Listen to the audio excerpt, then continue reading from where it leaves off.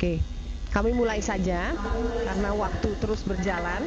Selamat datang dan selamat mengikuti video conference yang dipancarkan dari GDLN UI atau Global Development Learning Network Universitas Indonesia dalam rangkaian kegiatan modul tumbuh kembang FKUI. Pada kesempatan ini kita akan bersama-sama mendengarkan kuliah dari Dr. Sujatmiko, spesialis anak konsultan, Magister Science. Dr. Sujatmiko adalah dokter spesialis anak konsultan tumbuh kembang pediatri sosial dan juga Magister Science dalam ilmu psikologi perkembangan. Pada saat ini beliau merupakan staf dari Divisi Tumbuh Kembang Pediatri Sosial Departemen Ilmu Kesehatan Anak FKUI RSTM. Adapun judul yang akan dibawakan oleh Dr. Sujatmiko pada kesempatan ini adalah pentingnya nutrisi dan stimulasi dini untuk mengembangkan kecerdasan dan kreativitas dalam perilaku anak. Kami persilahkan Dr. Sujatmiko. Terima kasih Dr. Minarma Siagian. Assalamualaikum warahmatullahi wabarakatuh. Selamat pagi, salam sejahtera untuk adik-adik dan teman-teman dimanapun berada. Dari Unhas, Untan, Bengkulu, dari UKI, dari UIN, dan juga dari FKUI sendiri. Materi yang akan saya sampaikan hari ini sebenarnya merupakan materi perkuliahan modul tumbuh kembang untuk mahasiswa semester 3. Namun bagi teman-teman atau adik-adik atau saudara-saudara yang banyak berkecimpung dengan anak, materi ini masih cukup relevan. Jadi bagi yang sudah tahu akan menjadi lebih tahu, yang lupa menjadi ingat, yang ragu-ragu menjadi yakin, yang belum tahu menjadi tahu. Jadi topik hari ini adalah tentang pentingnya nutrisi, stimulasi, dan kemudian deteksi dan intervensi dini tumbuh kembang untuk mengembangkan kecerdasan dan juga perilaku anak. Jadi tujuannya adalah memberikan paparan dini dan memberikan wawasan serta bekal untuk persiapan keterampilan klinis dasar dalam upaya-upaya yang bersifat promotif, preventif, dan deteksi dini gangguan tumbuh kembang khususnya untuk anak di bawah 5 tahun atau balita. Ya. Jadi pokok-pokok bahasannya apa yang akan saya sampaikan ada 5 pokok bahasan besar, yaitu pertama mengingatkan kembali batasan umur anak itu, ya. Kedua tentang hak-hak anak. Ketiga tentang pengertian tumbuh kembang anak, ya. Kemudian faktor-faktor yang mempengaruhi tumbuh kembang anak, ya, terdiri dari kebutuhan fisik, yaitu kebutuhan nutrisi dan stimulasi, dan kebutuhan kasih sayang dan stimulasi. Dan pokok bahasan yang kelima atau yang terakhir adalah bagaimana cara melakukan deteksi dini gangguan tumbuh kembang di pelayanan kesehatan dasar. Kita masuk topik bahasan pertama, ialah batas umur anak. Banyak yang masih ragu atau belum jelas. Jadi berdasarkan Konvensi Hak Anak tahun 1990 dan Undang-Undang Perlindungan Anak tahun 2002, maka yang disebut anak adalah sejak konsepsi sampai umur 18 tahun. Jadi apapun kalau kita bicara dengan anak, tentang anak adalah kita bicara sejak konsepsi sampai umur 18 tahun, tentu terbagi-bagi dengan sejak masa janin, kemudian masa bayi baru lahir, masa bayi balita, sampai masa remaja. Jadi batas umur anak adalah sejak konsepsi sampai remaja, dibagi dengan beberapa tahapan, yaitu bayi baru lahir, balita, usia sekolah, dan remaja.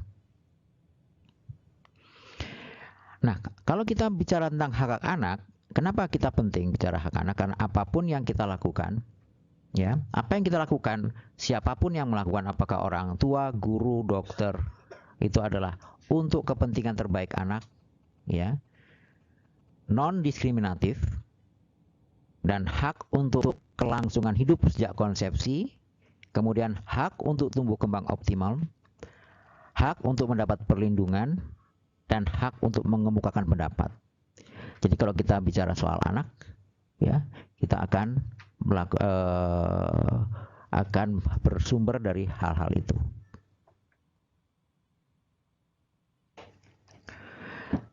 Kalau kita bicara soal anak, kita juga harus melihat dari bahwa kebutuhan-kebutuhan itu apa saja. Nanti kita akan lihat ya.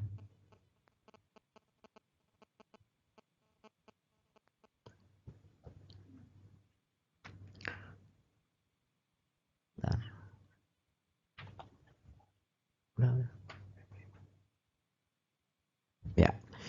Jadi hak-hak anak tadi adalah meliputi kepentingan terbaik untuk anak, non-diskriminatif, hak untuk kelangsungan hidup, hak untuk tumbuh kembang optimal, hak perlindungan, dan hak untuk mengembangkan pendapat. Ini kalau kita berbicara tentang anak. Nah, sekarang kita masuk pada pokok bahasan yang kedua. Apa itu yang disebut dengan pertumbuhan dan apa itu perkembangan? Jadi kalau tumbuh itu bertambahnya ukuran-ukuran tubuh yang harus kita pantau dengan menimbang berat badan secara teratur, mengukur tinggi badan secara teratur, dan mengukur lingkar kepala. Itu minimal 3 variabel utama, tetapi juga kita harus pertimbangkan perubahan bentuk tubuh pada bagian-bagian tubuh tertentu, terutama pada usia remaja, di mana organ-organ reproduksi sudah berkembang. Maka selain ukuran-ukuran tubuh, bentuk dan bagian-bagian tubuh tertentu juga merupakan bagian dari aspek pertumbuhan. Nah, apa yang disebut dengan perkembangan? Perkembangan adalah bertambahnya fungsi atau kemampuan anak. Kalau tadi pertumbuhan itu ukurannya yang bertambah, kalau perkembangan adalah fungsinya yang bertambah. Nah, fungsi-fungsi apa? Yaitu mulai dari fungsi sensorik ya. Sensori itu melihat, mendengar, meraba, dan diterawang ya. Kedua adalah fungsi gerakan, gerakan sekasar, gerak halus, dan kemudian kombinasi dengan gerakan menjadi gerakan yang kompleks. Ketiga adalah fungsi atau kemampuan anak untuk berkomunikasi atau berinteraksi, mulai dari tersenyum, menangis, ya, bicara, ya. Keempat adalah kemampuan atau fungsi kognitif, yaitu kemampuan mengenali, membandingkan, mengingat, ya, kemudian pemecahan masalah, dan berkembang menjadi kecerdasan. Fungsi yang kelima adalah sosial kemandirian, ya. Kemudian fungsi kreativitas, fungsi moral spiritual.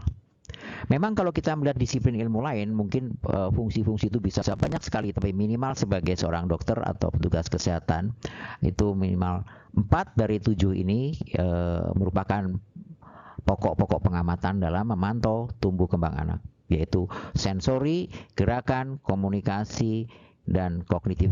Itu minimal 4 itu yang kita amati.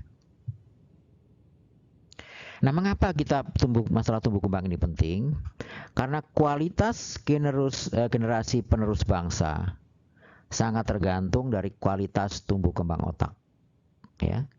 Terutama pada perkembangan masa batita, yaitu sampai umur 3 tahun perkembangan otak itu sangat pesat.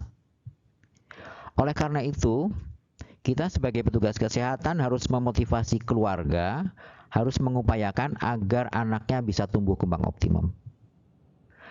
Dan penyimpangan itu harus dideteksi sejak dini, ditemukan sejak dini, terutama sebelum berumur 3 tahun, di mana perkembangan otak masih pesat, supaya bisa segera dideteksi, supaya bisa segera diintervensi dan diperbaiki. Kalau deteksinya terlambat, setelah di atas 3 tahun, maka penanganannya akan lebih sulit, penyimpangannya akan sukar diperbaiki karena banyak gangguan yang sifatnya permanen. Slide ini ingin menunjukkan bahwa perkembangan otak, pertambahan berat dan volume otak sangat pesat terjadi sejak kehamilan 6 bulan. Sejak kehamilan 6 bulan sampai berumur kira-kira 2 tahun. Ada yang mengatakan sampai 3 tahun. Ya. Jadi inilah masa perkembangan otak yang sangat pesat. Sedangkan otak merupakan, kalau ibaratnya komputer, adalah hardware daripada manusia, ya, salah satu hardware yang penting. Sedangkan fungsi-fungsi lain, stimulasi adalah adalah softwarenya. Dan di sini sejak tahun 72 oleh Dobing sudah ditekankan bahwa nutrisi dan stimulasi inilah penting untuk kualitas tumbuh kembang anak, ya. Nah, bagaimana kita usaha untuk mengoptimalkan tumbuh kembang anak? Kualitas tumbuh kembang anak ditentukan oleh dua faktor utama, yaitu faktor intrinsik atau faktor yang ada di dalam diri anak sendiri dan faktor ekstrinsik yang ada di luar diri anak. Faktor intrinsik adalah terutama genetik ya atau bawaan, dan ekstrinsik adalah lingkungan. Nah, apa yang dimaksud dengan lingkungan di sini ya? Kalau ini adalah bayi yang faktor intrinsiknya ada dibawa sejak genetik, faktor lingkungan adalah yang ada di sekitarnya, yaitu lingkungan yang mikro, mini, meso, dan makro ya. Apa itu lingkungan mikro? Adalah terutama faktor-faktor yang ada pada ibu atau pengganti ibu. Lingkungan mini adalah pada ayah, adik, kakak, pengasuh, mainan, norma-norma dalam keluarga, aturan-aturan dalam keluarga, dan stimulasi adalah lingkungan yang kedua yang lebih longgar tapi peranannya sama pentingnya. Lingkungan yang ketiga adalah lingkungan meso, adalah berupa pelayanan kesehatan, pendidikan, ya, tetangga, teman. Ya. Ini juga berpengaruh terhadap kualitas tumbuh kembang anak. Dan lingkaran yang terbesar, yang terluar adalah kebijakan pemerintah, aktivitas dari profesi, kebijakan-kebijakan yang lain yang langsung atau tidak langsung berpengaruh terhadap kualitas tumbuh kembang anak. Nah, apa peran lingkungan? Prinsipnya lingkungan harus menyediakan 3 kebutuhan dasar untuk tumbuh kembang optimum, yaitu kebutuhan asuh, asih, dan asah. Ya, 3 kebutuhan dasar yang sangat penting untuk tumbuh kembang anak, yaitu asuh, asih, dan asah. Apa itu asuh, asih, dan asah? Jadi asuh itu adalah kebutuhan fisis atau biologis yang terdiri dari nutrisi, imunisasi, kebersihan badan, kebersihan lingkungan, kebersihan pakaian, pengobatan, olahraga, dan bermain. Sedangkan kebutuhan asih adalah kasih sayang, yaitu rasa nyaman dan aman, ya, rasa dilindungi, diperhatikan minatnya, didengar keinginan dan pendapatnya, diberi contoh bukan dipaksa, ya, dibantu untuk mengerjakan sesuatu, didorong untuk bisa mengerjakan sesuatu, dan sekecil apapun prestasinya harus dihargai. Dan harus dalam suasana penuh kegembiraan setiap hari. Ya, jangan cuma Jumat Kliwon, Selasa Pahing atau malam Minggu yang penuh kegembiraan, tapi setiap hari. Dan setiap ada anak yang berbuat salah, dikoreksi bukan diancam atau dihukum. Inilah yang disebut pola asuh demokratik yang akan penuh dengan penuh kasih sayang dan akan menimbulkan rasa percaya diri yang tinggi pada anak.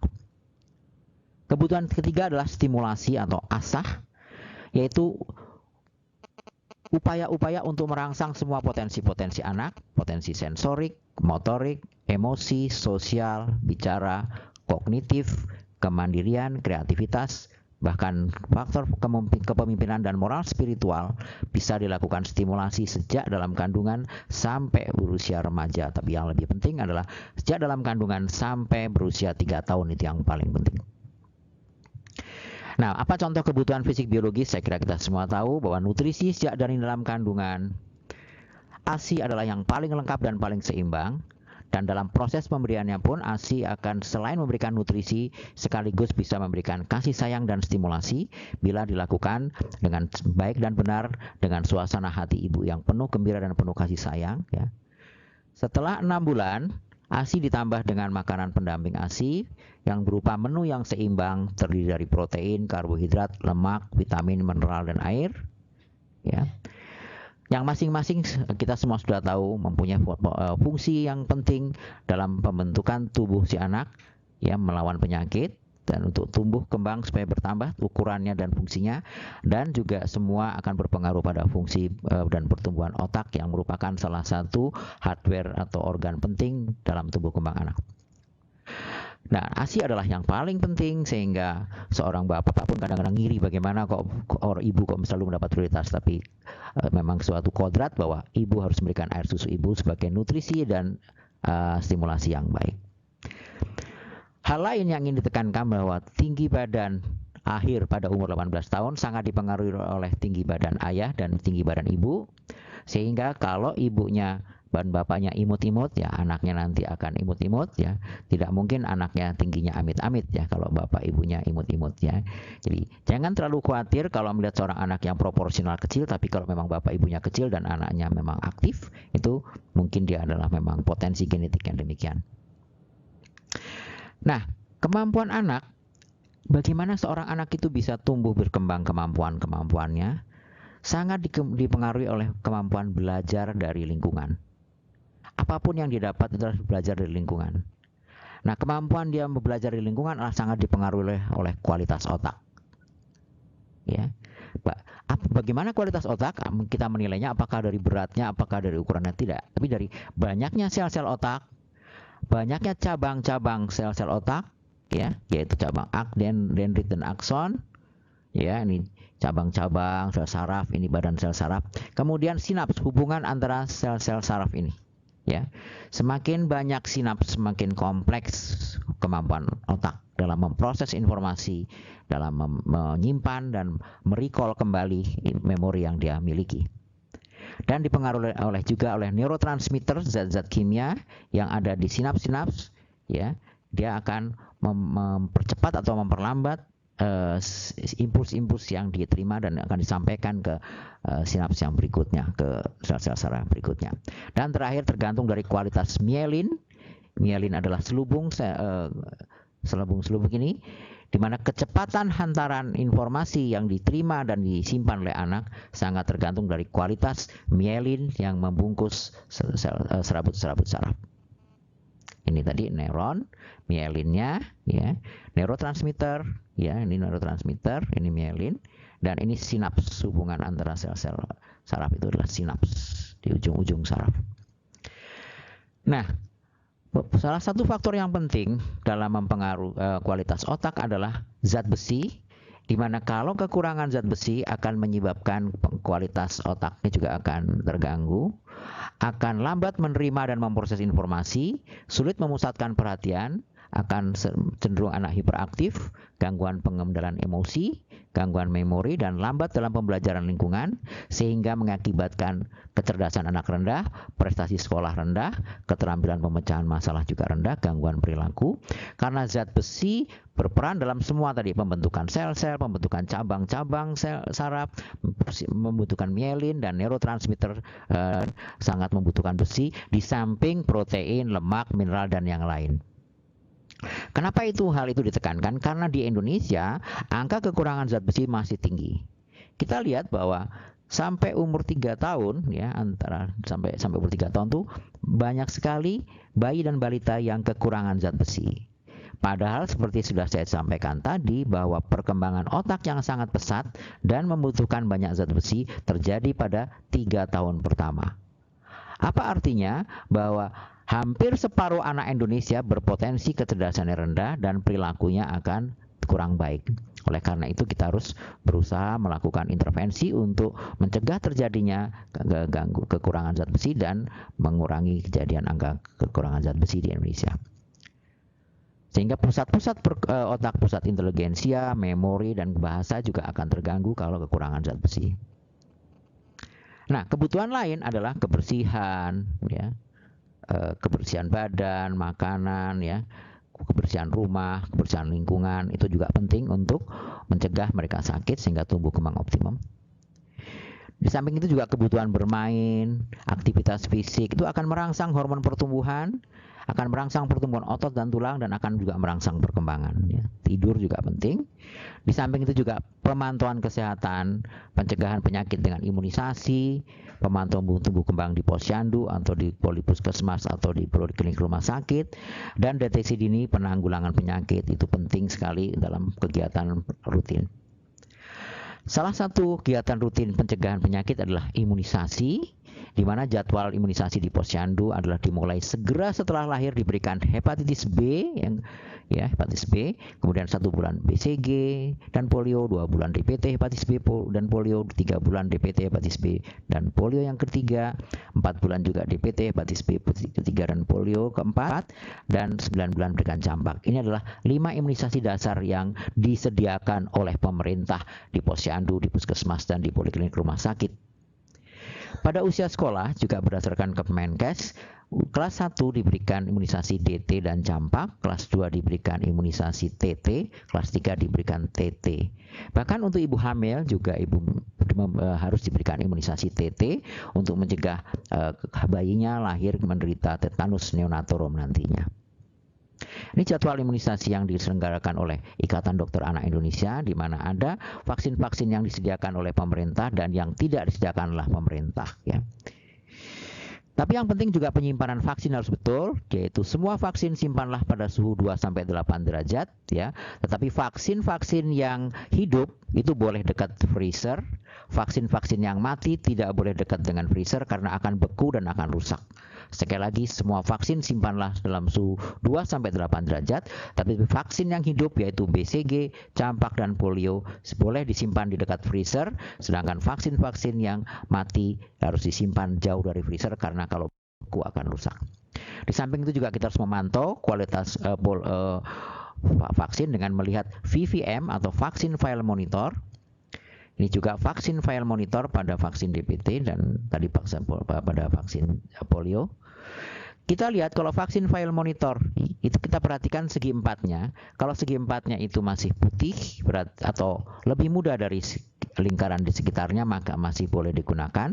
Tapi kalau segi empat di tengah itu sudah sama atau lebih gelap dari sekitarnya, maka itu akan tidak boleh digunakan lagi karena sudah terpapar dengan suhu yang tinggi lebih dari batas waktu yang ditentukan. Ini warna vaksin polio juga harus diperhatikan. Kalau terlalu pucat, terlalu merah tidak boleh lagi dipakai. Ini kalau sudah menggumpal, vaksin-vaksin yang beku tadi, kalau vaksin yang tidak boleh dekat dengan freezer, tersimpan dekat freezer, dia akan menggumpal, beku, sehingga akan mengendap, sehingga tidak potensinya sangat menurun, bahkan bisa menimbulkan kejadian ikutan pasca imunisasi berupa abses atau pembengkakan. Ini juga lemari-lemari es yang di puskesmas, ya. Itu penyimpanannya vaksin-vaksin hidup BCG, polio, campak harus dekat freezer boleh, tapi vaksin yang lain harus jauh dari freezer. Ini vaksin dalam lemari es tidak boleh dicampur dengan makanan, dengan buah, dengan sayur, dengan ikan, dengan gado-gado. Dan teknik penyuntikan harus betul, ya. Sudutnya kalau yang vaksin yang subkutan itu sudutnya adalah 45 derajat, sedangkan yang intramuskular tegak lurus 90 atau 60, sedangkan yang intradermal adalah 15. Dengan teknik penyuntikan yang baik, maka hasilnya kekebalannya akan baik dan akan mengurangi dampak kejadian ikutan pasca imunisasi. Nah, ini juga penting bahwa sisa vaksin BCG kalau sudah dilarutkan hanya bisa dipakai dalam 3 jam, vaksin polio bisa dalam 7 hari, vaksin DPT itu kalau sudah menggumpal atau tidak boleh dipakai selama 1 bulan, ya. Vaksin campak dalam 8 jam. Sisa vaksin harus kita kelola sesuai dengan jenis vaksin masing-masing.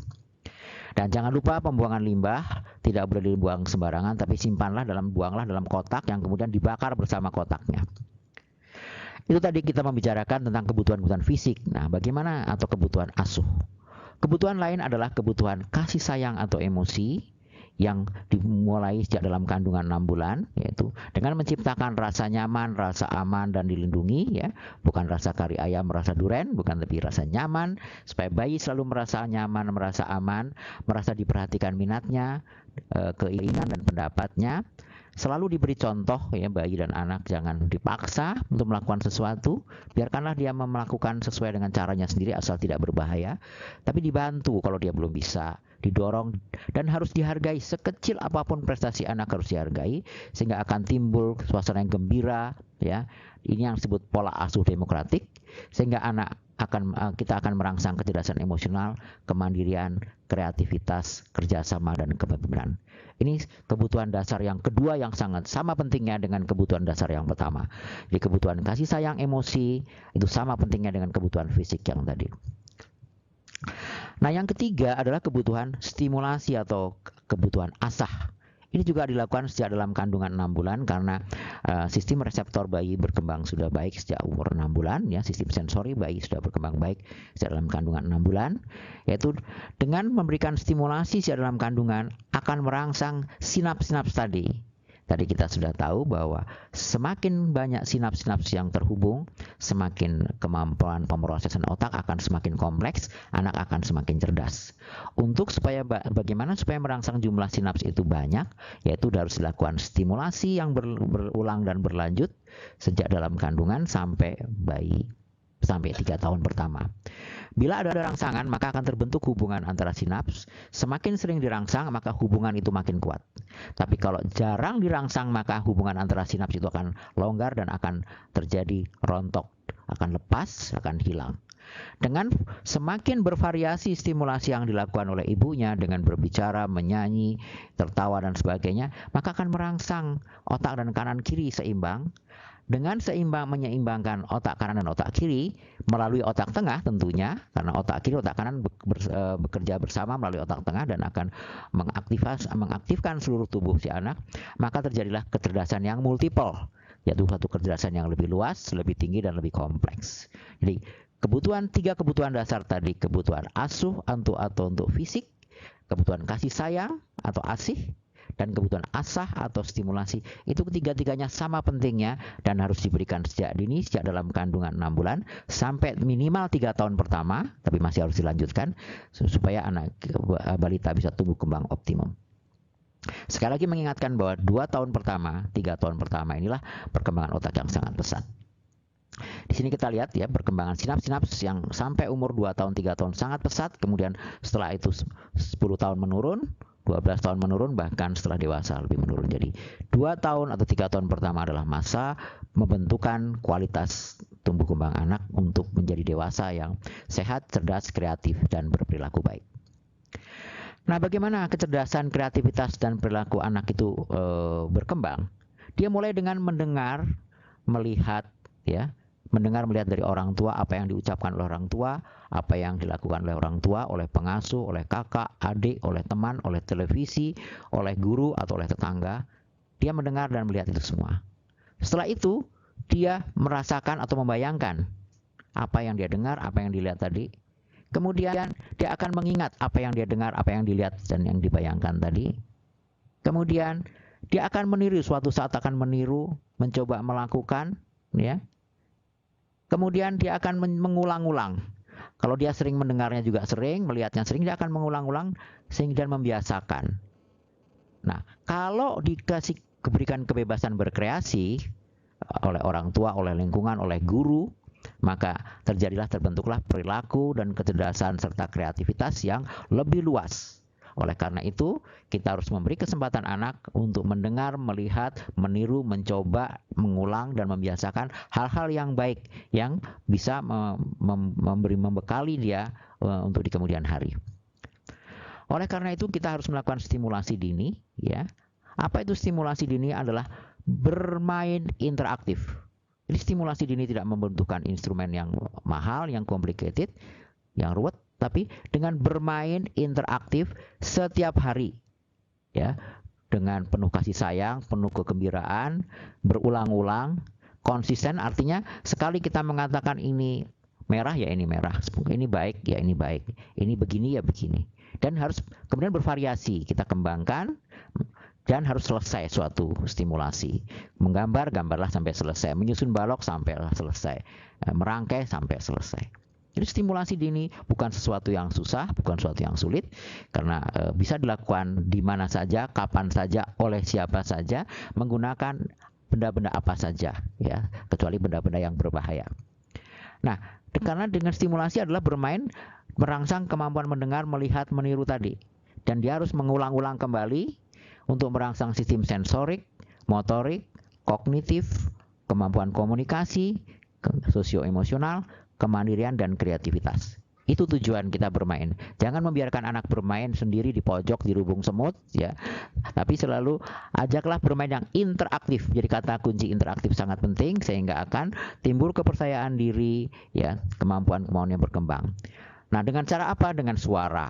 Bisa suara musik, gerakan, ya, kita main perabaan, berbicara, menyanyi, membaca, mencocokkan atau membandingkan gambar, membandingkan bentuk, mengelompokkan, memecahkan masalah, mencoret, menggambar, merangkai. Kita di sini tidak membutuhkan alat-alat yang benda-benda yang rumit atau yang mahal. Dan kapan kita melakukannya? Ya kapan? Setiap kali kita berinteraksi dengan anak. Waktu memandikan, waktu mengganti baju, di jalan, ya, sambil sebelum makan, ya, dalam mobil, sambil nonton televisi, sebelum tidur dan lain-lainnya. Nah, tidak semua acara televisi adalah baik untuk anak. Acara seperti kita tahu bahwa anak-anak adalah proses belajar dengan melihat, mendengar, kemudian meniru dan mencoba. Kalau acara televisi atau film yang banyak mengandung kekerasan, maka anak juga akan meniru dan mengulang seolah-olah dia mengira bahwa kekerasan adalah suatu standar dalam kehidupan sehari-hari. Jadi tidak selalu. Musik juga tidak harus musik klasik, tapi pilihlah musik yang berirama, bervariasi, dengan nada tinggi, karena kemampuan bayi dalam kandungan, terutama bayi dalam kandungan, dia hanya mampu mendengar nada-nada tinggi, lebih peka terhadap nada tinggi, dan sehingga dia lebih dapat menikmati. Dan stimulasi dalam kandungan itu terbukti mempunyai dampak yang berkelanjutan sampai usia balita, bahkan ada beberapa penelitian dampak sampai usia sekolah. Dengan cara-cara tadi akan bisa merangsang otak kiri dan otak kanan, yang kemudian bersama otak tengah akan bekerja untuk seluruh tubuh anak. Ya. Kita tahu bahwa otak kiri dan otak kanan mempunyai fungsi yang berbeda. Ya, otak kanan mengendalikan tangan kiri, hal-hal yang nonverbal, yang abstrak, yang sifatnya intuisi, sifatnya seni, ya, divergen, multiple, yang emosional. Sedangkan otak kiri serba teratur, serba yang sistematis, serba sempit, serba terarah. Ya. Nah, tetapi dalam budaya kita seringkali keliru, ya, bahwa tangan kiri itu sesuatu yang jelek, sehingga kalau kita menyodorkan mainan pada balita, maka orang tua akan melarang menggunakan tangan kiri. Sehingga apa dampaknya? Bahwa otak kanan anak Indonesia adalah kurang berkembang karena pada usia balita sering dilarang menggunakan tangan kiri. Oleh karena itu, anjurkanlah gunakan tangan kanan dan kiri sama seringnya sampai minimal usia 3 tahun. Ya, setelah umur 3 tahun, di mana perkembangan kognitifnya sudah memadai, baru kita jelaskan bahwa untuk salaman sebaiknya pakai tangan kanan. Untuk mengambil makanan pakai tangan kanan. Tetapi dalam melakukan aktivitas sehari-hari, biarkanlah menggunakan tangan kanan dan kiri sama seringnya, agar otak kiri dan otak kanan berkembang seimbang, sehingga dia bisa mempunyai kecerdasan yang multiple. Nah, bagaimana anak yang kidal? Biarkan, jangan dipaksa anak yang kidal, karena dia memang perkembangan otaknya mungkin agak berbeda. Biarkanlah gunakan tangan kiri. Banyak orang-orang di dunia yang berprestasi dengan menggunakan tangan kiri. Nah, oleh karena itu pola pengasuhan orang tua harus yang terbaik adalah demokratik. Artinya penuh kasih sayang, penuh kehangatan, penuh kegembiraan, selalu menciptakan rasa nyaman, aman, peka terhadap isyarat bayi, selalu memberi contoh bukan memaksa, selalu membantu, mendorong dan menghargai, selalu memberikan koreksi bukan ancaman atau hukuman. Ya, dengan cara itu maka anak akan lebih percaya diri, anak lebih mandiri, dan anak lebih kreatif. Masih banyak orang tua yang merasa bangga kalau dia menjadi seperti diktator, banyak melarang, membatasi anaknya, tidak mau mendengar minat dan pendapat anaknya, sering menghukum. Akibatnya akan terjadi abuse. Anak menjadi kurang inisiatif, kurang kreatif, dan kurang kemampuan komunikasi. Apalagi orang tua yang sifatnya permisif, yang serba boleh, maka anak akan menjadi kurang kendali diri dan kurang tanggung jawab. Dan anak-anak yang tidak dipedulikan, yang terlantar di panti-panti asuhan, seringkali anak-anak itu kemampuannya rendah. Kemampuan kognitif, kemampuan sosial, kemampuan verbal, kemampuan imajinasi, mereka rendah. Tetapi orang tua yang otoritatif, orang tua dan guru, ya, dan dosen juga barangkali yang demokratik, yang selalu memberi kebebasan anaknya untuk berkreasi, akan membuat anak lebih percaya diri, lebih kreatif, lebih berwawasan luas. Nah, tetapi kita harus tahu bahwa temperamen anak itu ada yang mudah diatur, yaitu sekitar 40%. Dia selalu ceria, gembira, mudah menyesuaikan diri. Tapi ada anak yang susah diatur, difficult child, yang cenderung rewel, mudah marah, lambat menyesuaikan diri, melawan. Ada juga yang pendiam, ya, malu, mula-mula malu-malu, lama-lama malu-maluin, ada juga, ya. Tapi ada tipe campuran. Nah, sekarang kita bayangkan kalau orang tuanya atau gurunya yang tipe diktator, anaknya yang susah diatur. Kita bisa bayangkan bahwa hari ini anaknya akan diomelin, besok dibentak, minggu depan dijewer, minggu depan dipukul pakai gagang sapu, bulan depan dipukul pakai linggis, ya. Bulan depan muncul di TV atau di koran sebagai korban kekerasan atau di pemakaman umum. Oleh karena itu, sebagai orang tua atau guru atau dosen sebaiknya berperilaku yang sifatnya adalah demokratik, memberi kebebasan, memberikan berkreasi, dan sehingga terjadi pola asuh yang sesuai, sehingga anak akan penuh kegembiraan. Oleh karena itu, dalam suasana pembelajaran maupun bermain, sikap orang tua harus demokratik, gembira, kasih sayang, mau mendengarkan anaknya atau muridnya, memberi kebebasan dan kesempatan, menghargai, mendorong, memuji, jangan banyak membatasi, jangan banyak melarang, jangan banyak memaksa atau mendikte, Jangan banyak mencela atau mengancam atau menghukum, berilah penghargaan sekecil-kecilnya. Sekecil apapun harus diberikan penghargaan. Ada pembatasan memang, yaitu asal tidak membahayakan diri sendiri, tidak membahayakan orang lain, dan tidak melanggar norma-norma aturan, berikan mereka kebebasan, maka mereka akan menjadi anak-anak yang mandiri, kreatif, inovatif, dan berprestasi tinggi. Dengan cara-cara tadi, maka semua potensi kecerdasan anak akan berkembang. Yang disebut multiple intelligence, anak akan mampu, kemampuan verbal linguistiknya bagus, logika matematiknya bagus, visual spasialnya berpikir 3 dimensi bagus, kecerdasan gerak atau body kinesthetic menjadi penari yang baik atau olahragawan yang baik, kecerdasan musik dia menjadi penyanyi yang baik, pemain musik ya. Interpersonal dan interpersonal ini adalah kecerdasan emosi, dia mampu mengontrol diri sendiri dan memahami dirinya sendiri. Dan interpersonal ini memahami dan menyesuaikan dengan orang lain. Dan kecerdasan naturalis dia akan menjadi kalau menanam bunga akan berkembang baik, memelihara ikan ya juga akan berkembang baik. Kalau bikin pepes arwana atau pepes rohan juga enak ya. Nah, moral spiritual juga kalau dia menjadi dai atau ustadzah dia juga akan berikan pendidikan yang enak didengar dan menyejukkan hati. Jadi dengan cara-cara tadi, dengan kebutuhan fisik ya, kemudian kebutuhan kasih sayang dan kebutuhan stimulasi yang penuh dengan pola asuh yang demokratik akan menyebabkan potensi-potensi anak ini akan berkembang optimum, tergantung dari potensi genetik dan tergantung dari kualitas stimulasi yang didapat dari lingkungan. Nah, dengan nutrisi dan kasih sayang yang cukup, maka sel-sel otak akan berkembang dengan baik ya, cabang-cabangnya banyak ya, sinaps-sinapsnya akan rimbun sehingga pemrosesan informasi, proses pembelajaran akan cepat. Sedangkan yang kurang nutrisi, kurang kasih sayang, kurang stimulasi, jumlah sel-sel otaknya akan sedikit, sinaps-sinapsnya akan kurang korelasi sehingga pemrosesan informasi juga akan lebih lambat dan lebih kurang. Nah, bagaimana sih stimulasi? Stimulasi prinsipnya tidak menggunakan banyak alat ya, dengan menciptakan rasa aman, dipeluk, diajak senyum ya. Pada bayi umur 0 sampai 3 bulan cukup dipeluk, dicium, digantungkan benda-benda yang berwarna, meraih, meraba, digulingkan ke kanan kiri ya, tengkurap telentang ya. Ya, intinya itu sederhana sekali. Nah, dari mana kita bisa belajar itu? Ada bukunya sebenarnya. Ini buku ini banyak sekali bisa didapat di mana-mana ya. Sebenarnya ini merupakan buku pengembangan sejak tahun 1984. Ini yang revisi tahun 2005. Di dalam buku ini lengkap sekali tentang pedoman bagaimana melakukan stimulasi dari tahun ke tahun untuk tingkat pelayanan kesehatan dasar. Dan ini relevan untuk siapa saja yang berhubungan dengan anak. Apakah sebagai dosen, sebagai dokter, sebagai orang tua, buku ini relevan. Nah, stimulasi pada bayi-bayi baru lahir itu sebenarnya belum menyukai warna sampai umur 4 bulan, di mana ketajaman visual masih rendah dan belum mampu membedakan warna baik.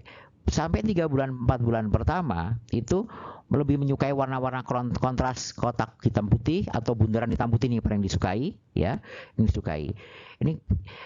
Inilah sebabnya kenapa di Sumatera Utara banyak anak-anak Indonesia yang cerdas, karena di sana tiap pagi bayi-bayi bangun lihat papan catur ya, karena itu akan merangsang ketajaman visual pada bayi-bayi di Indonesia ya, bukan di Indonesia, di mana saja. Nah, umur 3 sampai 6 bulan juga dipeluk, dicium, mencari sumber suara, main ciluba, meraih, menendang mainan, mengambil benda kecil ya, memegang dengan 2 tangan, berguling dan sebagainya. Di buku itu ada di halaman 18-19. Pada umur 6 sampai 9 bulan juga ada bersalaman, dipanggil namanya, main mentak umpet ya, belum bisa mentak umpet gitu ya. Masukkan benda-benda kecil dalam wadah, mainan yang mengapung, mulai mencoret-coret, memukul-mukul.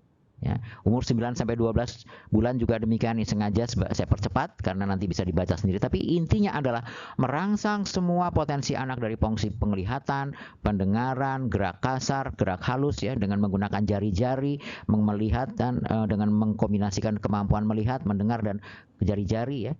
Kemudian setelah umur 12 bulan mulai berjalan ya, memanjat tangga, melepas celana ya, celananya sendiri, jangan celana orang lain ya.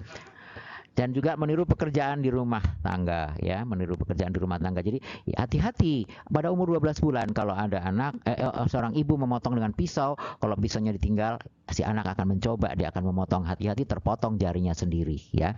Jadi pada umur 15 sampai 18 bulan sudah mulai berjalan, melangkap bola, membuat puzzle yang sederhana, bermain air, menyebutkan nama benda, bermain dengan teman sebaya, ya, merapikan mainan dan sebagainya. ya. Terus sampai umur 6 tahun. Sengaja saya percepat supaya tahu, sampai umur 60 bulan ya, sekitar 5 tahun. Nah, apa artinya?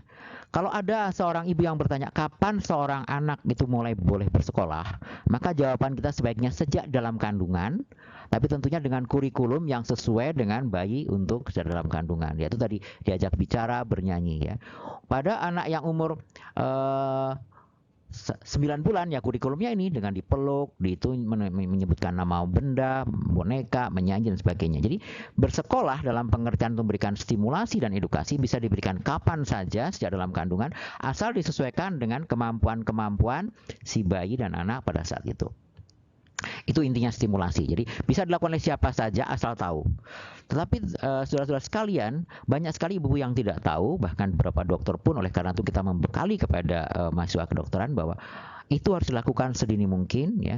Karena banyak kalau kita mau belajar komputer ada kursusnya, mau belajar musik ada kursusnya, tapi belajar menjadi orang tua yang baik, how to be a good parents, tidak ada kursusnya. Nah itulah mengapa kita memberikan kuliah dan sebagai dokter harus menyampaikan kepada orang tua bagaimana mengedukasi bayinya sejak dalam kandungan sampai 3 tahun pertama, kemudian dilanjutkan sampai 6 tahun sehingga mereka bisa menjadi anak yang cerdas, kreatif, dan berperilaku baik.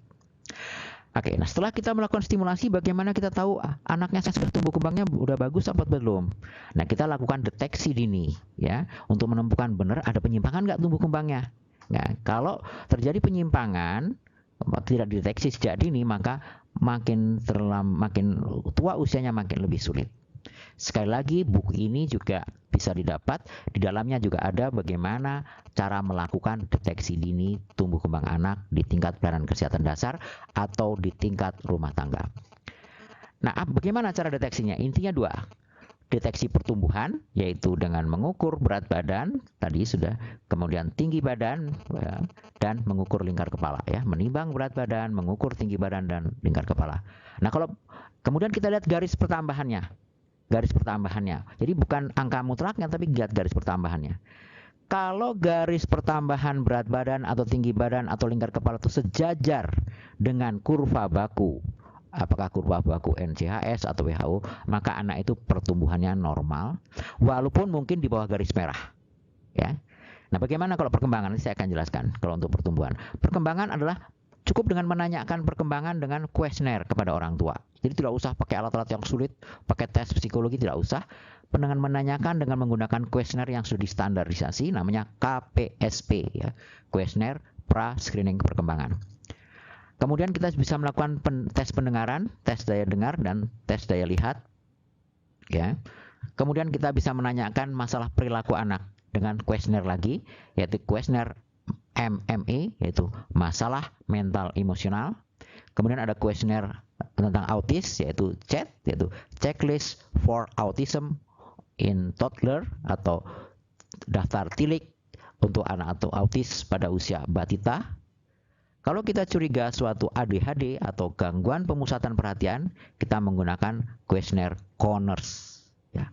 Jadi intinya, untuk menilai gangguan tumbuh kembang anak adalah untuk menilai pertumbuhan dengan menimbang berat badan, tinggi badan, dan lingkar kepala, kemudian kita lihat garisnya. Kalau perkembangan, kita cukup menanyakan pada orang tua dengan menggunakan kuesioner-kuesioner yang ada dan melakukan tes-tes sederhana yang bisa dilakukan oleh seorang dokter umum atau bahkan oleh kader kesehatan.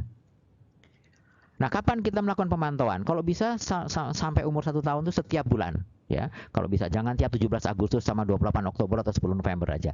Setiap bulan kalau bisa. Setelah di atas umur 1 tahun dilakukan setiap 3 bulan, di atas umur 3 tahun setiap 6 bulan, pada usia sekolah cukup setiap tahun sekali. Ini cara menimbang, barangkali semua kita sudah tahu ya, cara menimbang yang baik, yang benar. Hati-hati dalam mengikatnya, harus kuat ya. Kemudian kita perhatikan sebelum ditimbang harus posisi jarumnya harus lurus, saya kira semua harusnya sudah tahu ya. Karena kader kesehatan pun tahu, yaitu dengan cara memasang bandul di ujungnya supaya pokoknya usahakan sebelum bayi ditaruh di dalam kantung yang di bawah ini atau sarung atau apapun yang di bawah ini, posisi timbangan harus horizontal dalam posisi 0. Setelah itu baru bayinya boleh dimasukkan. Jangan menggunakan timbangan injak ini karena kasar skalanya dan pernya cepat lemah. Apalagi untuk riset tidak boleh menggunakan timbangan ini. Ini adalah untuk cara mengukur tinggi panjang badan. Kalau bayi belum bisa berdiri, maka dua orang saling memegang, satu memegang kepala si bayi, satu memegang lututnya dan menekan tumitnya. Hati-hati jangan ditekan keras-keras, jangan sampai bunyi krek gitu, jangan ya. Kemudian gunakan alat ini, tekan pada tumitnya sampai tumitnya tegak lurus dan kepala menempel di sini, baru kita ukur berapa panjangnya. Untuk anak yang sudah bisa berdiri, dia harus menyandar pada tiang atau pada tembok yang sudah dipasang alat pengukur ini. Perhatikan tumit harus rapat ke dinding atau ke tiang, dan tumit kanan kiri juga harus menempel. Pandangan harus menghadap ke depan, ya, ke depan. Baru di alat pengukur yang di atasnya ini kita tekan di kepalanya sehingga baru kita lihat angkanya. Prinsipnya sederhana, ya. Dengan satu kali penimbangan atau pengukuran, kita tidak bisa mengatakan bagaimana pertumbuhannya.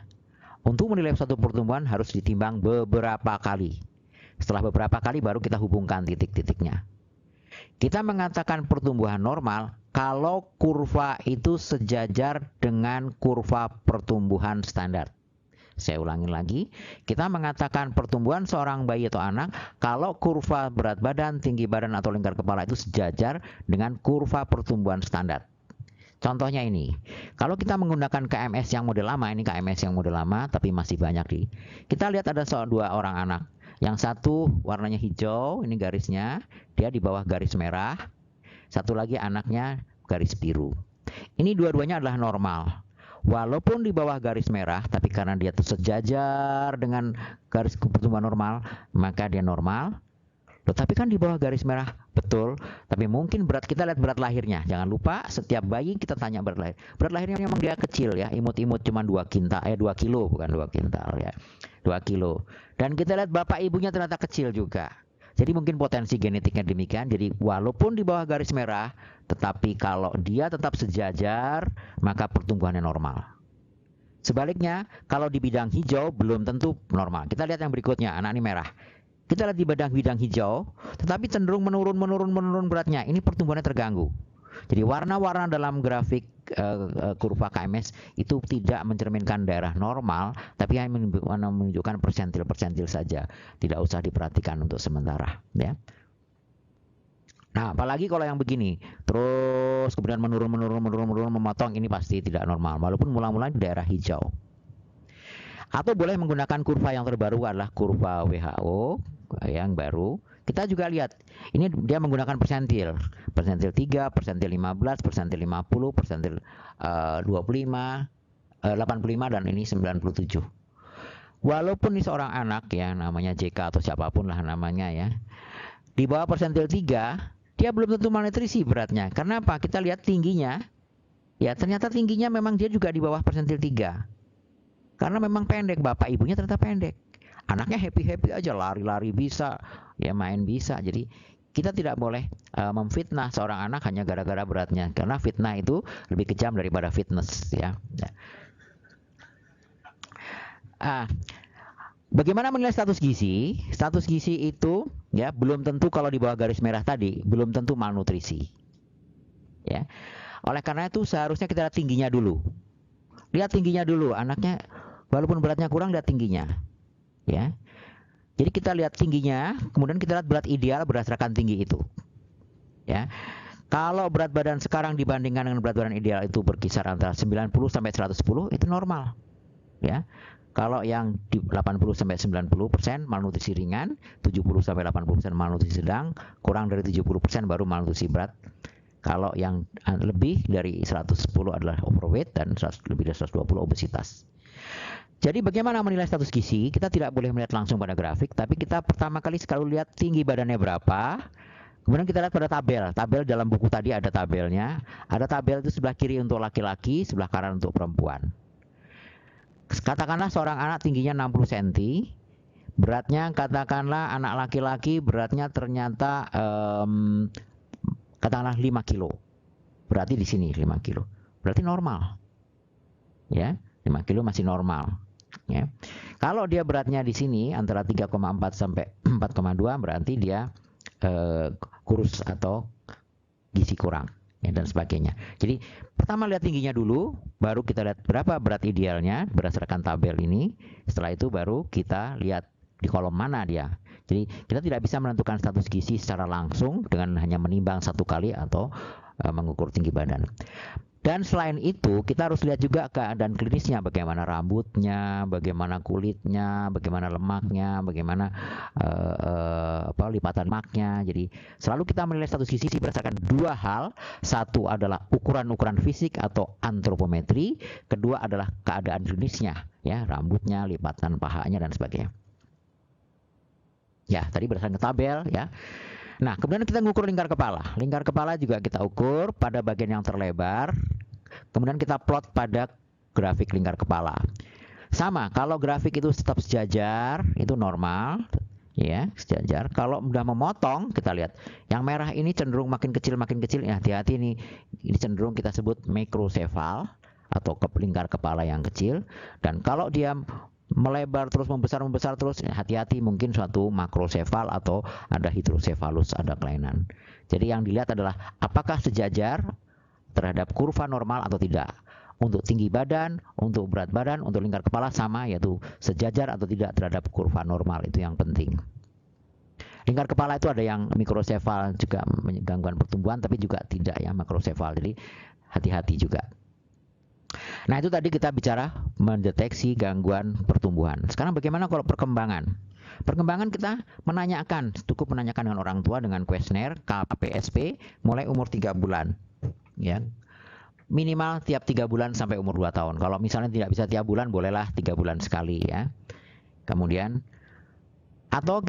kemudian kita menanyakan kemampuan pendengaran anak dengan tes daya dengar. Kita bisa menanyakan pada orang tua. Bagaimana cara menanyakan nanti saya akan jelaskan.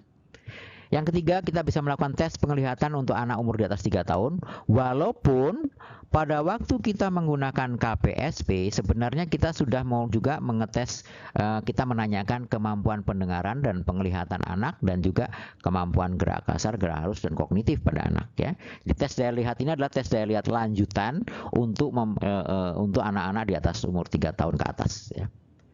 Nah, untuk gangguan perilaku kita juga bisa menggunakan kuesioner atau pertanyaan-pertanyaan yang sudah disiapkan untuk masalah mental emosional, yaitu kuesioner masalah mental emosional dan checklist for autism and toddler dengan chat. Tapi tidak untuk mendiagnosis autis, itu hanya untuk melakukan screening apakah seorang anak itu ada kecurigaan ke arah autis. Dan kemudian dengan kuesioner Conners untuk gangguan pemusatan perhatian dan hiperaktivitas, itu juga bukan untuk mendiagnosis tapi melakukan deteksi dini atau screening untuk kecurigaan adanya gangguan. Nah, jadi gimana? Mula-mula kita tanya dulu anamnesis dan observasi, kemudian baru pemeriksaan rutin seperti biasa, ya. Baru kita lakukan screening perkembangan. Jadi observasi ketika masuk ruangan, kita lihat secara berjalan anak, penampilannya, bentuk kepala, proporsi tubuh, pandangan mata si anak, bagaimana berkomunikasi dengan ibunya, cara bicaranya, bagaimana interaksi dengan lingkungannya, perilakunya. Kita baru masuk, kita sudah kadang-kadang tahu, anak kok nggak bisa diam, mondar-mandir, lari, loncat sana, atau teriak, atau diem aja, ya. Nah, apa yang kemudian yang kita lakukan? Kecurigaan orang tua itu sangat penting. Sekecil apapun orang tua curiga, dok, anak saya kok begini, jangan kita abaikan. Jangan, enggak bu, nanti juga bisa sendiri. Itu akan terlambat. Itu sikap yang tidak profesional kalau kita mengabaikan keluhan dari orang tua, ya. Kemudian juga kita tanyakan bagaimana perkembangan sebelumnya. Kemudian kita juga cek faktor-faktor risiko, ya. Kita lihat apa? Kita lihat ini. Penelitian Glasgow pada tahun 1996 menyatakan bahwa kecurigaan orang tua sekecil apapun ternyata mempunyai korelasi yang kuat dengan hal-hal perkembangan anak. Misalnya orang tua curiga secara umum, dok, anak saya kayaknya kok dibanding sama anak lain kok telat. 80% orang tua ternyata benar. Jadi kita jangan mengabaikan itu. Ada yang keterampilan gerak halus, dok, anak saya jari-jarinya kok kalau megang ini megang itu kok kurang bisa. Ternyata 75% itu betul si orang tua, ya. Berbicara 55% orang tua betul, sedangkan masalah emosi itu rupanya subjektivitas mulai tinggi sehingga hanya 41% korelasinya. Keterampilan sekolah juga demikian, sedangkan keterampilan gerak kasar tidak bermana, keterampilan sosial juga tidak bermana, kemandirian tidak bermana. Artinya memang kadang-kadang orang tua over diagnosis atau dia kecurigaannya terlalu berlebihan. Tetapi pada umumnya kita mengatakan bahwa sebagian besar kecurigaan orang tua adalah benar, sehingga kita tidak boleh mengabaikan begitu saja. Nah, bagaimana maaf, kuesioner prascreening perkembangan adalah dengan menanyakan, ya. Ada 10 pertanyaan, ya. Dengan interpretasi, kalau jawabannya itu lebih daripada 7 yang dia bisa, ya itu berarti lebih dari 9 yang dia bisa, anak itu dari kuesioner itu dia bisa melakukan semua, berarti umumnya tidak ada gangguan. Tapi kalau hanya bisa antara 7 sampai 8 dari 10 pertanyaan yang ditanyakan pada orang tua, jadi kita menanyakan pada orang tua, Bu, anak ibu sudah bisa ini belum? Nah, udah ini bisa ini belum? Ada 10 pertanyaan, kalau bisa dapat angka 9 lebih, berarti biasanya tidak ada gangguan. Kalau angkanya sekitar 7 sampai 8, hati-hati, mungkin ada yang masih belum jelas. Tapi kalau kurang dari 7, mungkin ada gangguan, ya. Sensitivitasnya antara 43 sampai 75% dan spesifitasnya cukup tinggi, 83%. Walaupun hanya dengan kuesioner. Jadi kita jangan tidak percaya, jangan khawatir pada kuesioner, karena kuesioner mempunyai sensitivitas yang lumayan dan spesifitas yang tinggi. Ini contoh kuesionernya. Lagi-lagi kuesioner ini ada di buku yang tadi, buku hijau tadi, buku stimulasi, deteksi dini dan intervensi gangguan tumbuh kembang. Tinggal membaca, tinggal memfotokopi kuesioner ini, kita tinggal menanyakan pada orang tua. Ada 10 pertanyaan yang meliputi aspek gerak kasar, sosialisasi kemandirian, bicara bahasa, dan gerak halus. Jadi ada 10 pertanyaan mewakili 4 aspek, jadi ada setiap aspek itu ada 2 pertanyaan kira-kira. Orang tua tinggal menanyakan. Misalnya pertanyaannya gini, Bu, waktu kalau bayi ibu terlentang, kita yang nanya ya, apakah bayinya gerakan kakinya, tangannya aktif? Wah, aktif. Nah, berarti gerak kasarnya bagus, ya. Bu, waktu bayinya terlentang, kalau kita deketin kepala kita, muka kita, dia ngelihat ke arah ibu nggak? Oh, melihat. Nah, berarti sosialisasi kemandirian dan kemampuan visualnya baik, ya. Kalau dia mendengar suara benda jatuh, kaget nggak dia? Kaget, berarti pendengarannya dia bagus dan refleks-refleksnya bagus. Jadi intinya dengan menanyakan pertanyaan yang sudah ada, kita bisa melakukan cross check dan kita lakukan penghitungan. Kalau 9 ke atas yang bisa dilakukan berarti umumnya normal, 7 sampai 8 hati-hati, kurang dari 7 kemungkinan ada keterlambatan. Setiap kelompok umur mempunyai kuesioner yang berbeda karena tahapan perkembangan yang berbeda. Ada kelompok umur yang di atas 2 tahun, 3 tahun ke atas, dia membandingkan gambar dan sedikit mencoret, ya. Jadi perlu alat bantu buku gambar yang sudah disediakan juga di buku itu. Nah, jadi intinya 9 sampai 10 alat-alatnya hanya kuesioner, kertas pensil untuk anak-anak di atas umur 2 tahun, 3 tahun ke atas, bola karet juga untuk 3 tahun ke atas, kerincingan dan kubus untuk anak-anak yang kerincingan bisa kita ganti dengan yang lain. Kita memukul-mukul gelas dengan sendok, itu juga untuk mengetes pendengaran si anak dengan menggunakan PSP. Nah, interpretasinya tadi, kalau orang tua bilang ya, berarti anak itu bisa, ya. Kalau bilang oh pernah, ya, atau sering, atau kadang-kadang, dianggap anak itu bisa. Tapi kalau orang tua belum, waduh nggak tahu, wah, dianggap belum bisa. Nah, kita hitung jumlahnya. Kalau 9 sampai 10 berarti sesuai dengan tahap perkembangannya. Kalau jumlahnya 7 sampai 8, hati-hati, itu meragukan, mungkin ada keterlambatan. Kalau kurang dari 6 atau 7, 6 atau kurang, ya, atau 7, kurang dari 7, kemungkinan penyimpangan. Nah, kalau skornya 9 sampai 10 gimana? Ya, ibunya dipuji, jangan lupa puji sekecil apapun, siapapun ingin dipuji. Wah, pinter ya Bu ya, teruskan, ASI-nya lanjutkan, ya, memberikan makanan pendamping ASI lagi, imunisasinya jangan lupa, ajak bermain terus ya Bu ya, jangan dicuekin aja, jangan sibuk nonton TV, jangan sibuk ngerumpi sama tetangga, ya. Datang ke posyandu tiap bulan, ya, ke BKB atau PAUD, ya. Nah, kalau 7 sampai 8 hati-hati, meragukan.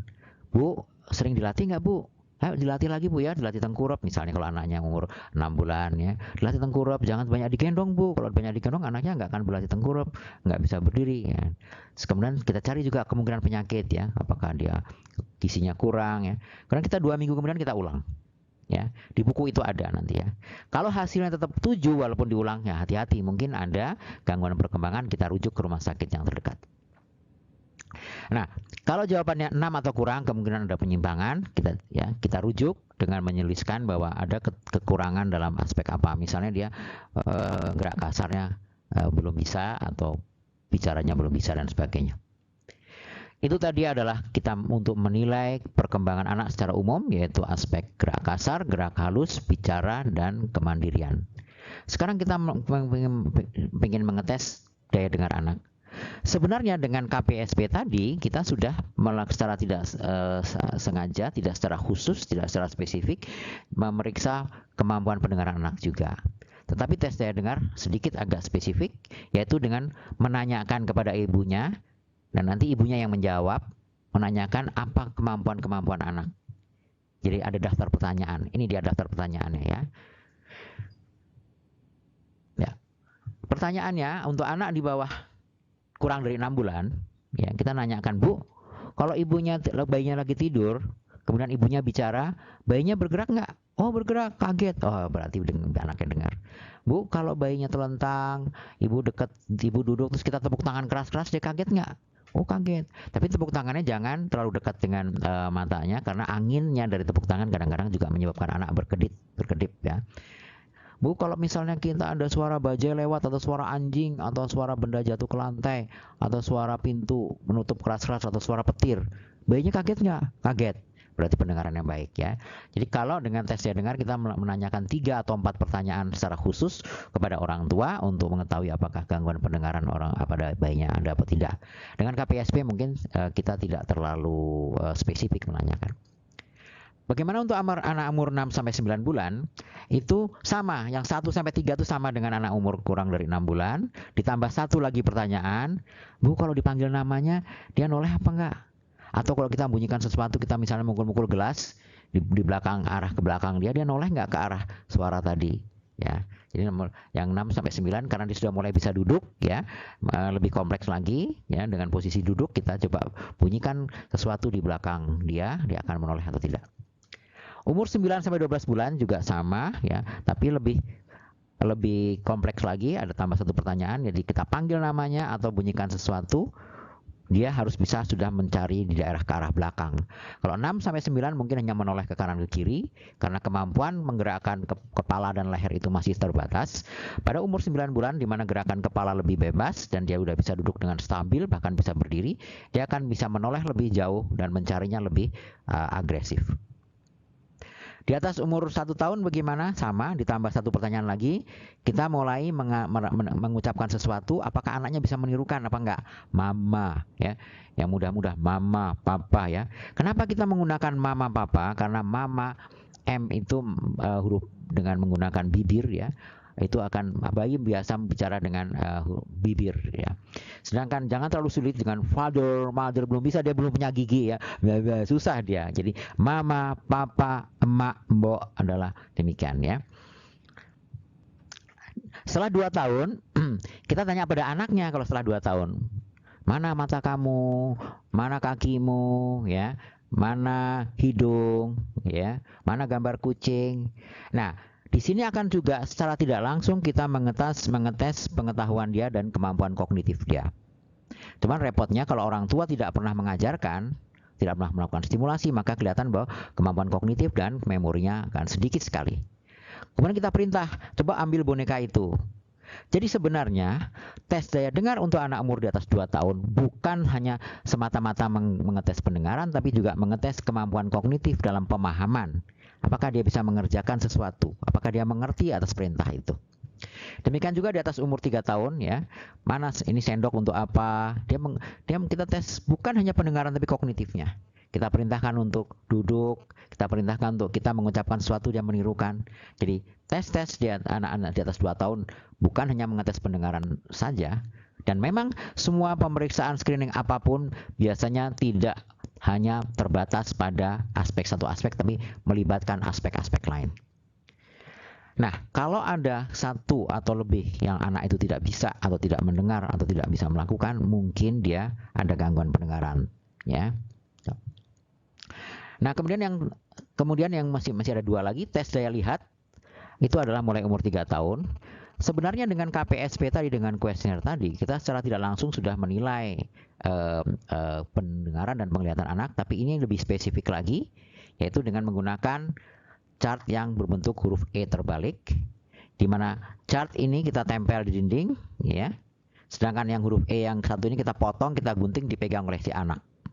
Si anak diminta mengikuti menunjukkan gambar yang dipotong ini disesuaikan dengan yang kita tunjuk. Jadi kita menunjuk ke chart ini. Nah, coba chart yang kamu pegang itu kartu yang kamu pegang itu posisinya kamu sesuaikan dengan ini supaya bisa begini, ya. Anaknya nanti muter-muter. Kalau dia visualnya baik dan kognitifnya juga baik, sekali lagi bahwa setiap tes itu melibatkan kemampuan lain, maka dia dengan mudah akan merubah posisi ini yang dia pegang akan dirubah sehingga posisinya sama dengan yang kita tunjuk tadi. Demikian juga yang sesudahnya, sebelahnya dan sampai ke bawah. Anak yang normal dengan jarak 3 meter, dia bisa menyesuaikan sampai dengan baris yang ketiga itu dia bisa menyesuaikan, mencocokkan. Tapi baris keempat tidak perlu. Kalau baris keempat dia bisa, hebat sekali. Matanya tuh luar biasa ya, telepati, dia bisa lihat jarak jauh. Tapi kalau baru baris pertama aja sudah nggak bisa, ada dua kemungkinan. Kemungkinan kemampuan visualnya yang jelek atau kemampuan kognitifnya sehingga dia tidak bisa menirukan itu. Ya, jadi jarak poster tadi atau chart tadi adalah 3 meter, anak dalam posisi duduk, ya. Kita tutup mata sebelah matanya dengan kertas, ya. Jangan ditekan pakai telapak tangan, nanti dia berkunang-kunang, ya. Tutup sebelah, jadi dia akan mencocokkan pada baris pertama sampai ke baris ketiga, ya. Bila sampai baris ketiga bagus, berarti dia bisa menirukan, berarti dia visual dan kognitifnya bagus. Tapi kalau pada baris pertama, kedua, ketiga tidak bisa, salah satu tidak bisa, maka mungkin kemampuan visual dan kemampuan kognitifnya terganggu. Nah, yang terakhir adalah deteksi dini gangguan perilaku. Ini tidak rutin, ini berdasarkan indikasi atau berdasarkan adanya keluhan atau kecurigaan dari orang tua atau guru atau kader. Pertama adalah checklist untuk autism, ya, yaitu mulai umur 18 bulan sampai umur 3 tahun. Kedua adalah masalah mental emosional dari umur 3 sampai 6 tahun. Kemudian dengan Conners atau Abbreviated Conner Rating Scale untuk gangguan pemusatan perhatian untuk anak 3 tahun ke atas. Kita lihat kembali di sini angka 3 tahun itu sangat penting karena perkembangan otak adalah 3 tahun itu yang optimum. Maka screening baru kita bisa lakukan setelah 3 tahun ke atas untuk dua masalah ini. Sedangkan untuk autism kita bisa mulai untuk 18 bulan. Jadi angka 3 tahun perkembangan otak itu sangat penting sebagai tolok ukur untuk melakukan stimulasi dan tolok ukur untuk melakukan deteksi dini. Nah, untuk autis bagaimana? Itu kalau anak-anak di atas umur 18 bulan sampai 3 tahun, kalau ada 3 hal, yaitu pertama adalah keterlambatan bicara, kedua adalah gangguan komunikasi atau interaksi sosial, dan ketiga ada perilaku yang aneh yang diulang-ulang. Jadi kalau hanya keterlambatan bicara saja, jangan dilabel dengan autis. Ini banyak sekali. Terlambat bicara ya terlambat bicara. Kalau tiga-tiganya ada, kemungkinan dia ada autis. Nah, bagaimana caranya kita dengan ada pertanyaan dan perintah lagi. Kita lihat lagi, ada 9 pertanyaan ini. Terutama dari 9 pertanyaan ini sebenarnya ada 2 atau 3 yang penting, yaitu nomor 5 dan nomor 7, ya, dan nomor 9 sebenarnya. Kalau dia nggak bisa main pura-pura ya membuat minuman, kita sediakan gelas, cangkir, sama teko, sama sendok.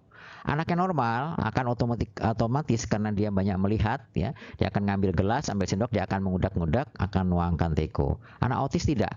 Dia susun-susun, gelasnya disusun-susun, tekonya disusun-susun, berjejer-jejer atau ke atas, ya. Atau menunjuk benda. Anak-anak yang normal kalau tertarik sesuatu hal dia akan menunjuk, ya. Menunjuk, ya, meminta dengan menunjuk. Sedangkan anak yang autis dia akan memegang tangan ibunya atau pengasuhnya untuk mengambilkan, tapi bukan menunjuk. Anak yang autis akan cenderung tidak pernah memberikan benda ke orang lain untuk menunjukkan sesuatu, tapi menumpuk-numpuk benda. Nah, selain itu juga pengamatan kita perlu lakukan. Apakah anak itu suka memandang mata, memeriksa apa enggak? Kalau kita nunjuk ke suatu, oh itu tuh lihat ada cecak di dinding, dia nggak mau melihat ke sana. Atau dia nggak bisa main pura-pura tadi, atau tidak menunjukkan. Jadi 5, 7, 9 ini penting, ya. Nah, apa itu risikonya? Kalau dia yang 5, 7 tadi tidak bisa, mempunyai risiko tinggi menderita autis, belum tentu autis. Untuk mendiagnosis autis itu perlu satu tim dan perlu observasi yang beberapa kali. Kalau yang lain itu yang tidak bisa, kemungkinan bukan autis. Ya, mungkin ada gangguan perkembangan lain. Jadi pertanyaan 5 dan 7 tadi, main pura-pura dan menunjukkan sesuatu, itu 2 poin yang paling penting. Nah, kemudian masalah mental emosional. Ini kalau ada kecurigaan juga, kalau orang yang ngeluh nih anaknya kayaknya ada masalah deh ya. Untuk anak umur di atas 3 tahun. Ya, kenapa ke umur 3 tahun? Sebelum umur 3 tahun memang karena perkembangan mental emosional anak masih sangat cepat perkembangannya, memang bisa berubah-ubah. Tapi setelah 3 tahun harusnya perkembangan mental anak sudah mulai stabil, perilakunya sudah mulai stabil, sehingga kalau 3 tahun ada sesuatu yang aneh, kita harus lakukan screening. Caranya juga ada yang sama dengan menanyakan, ada 12 pertanyaan.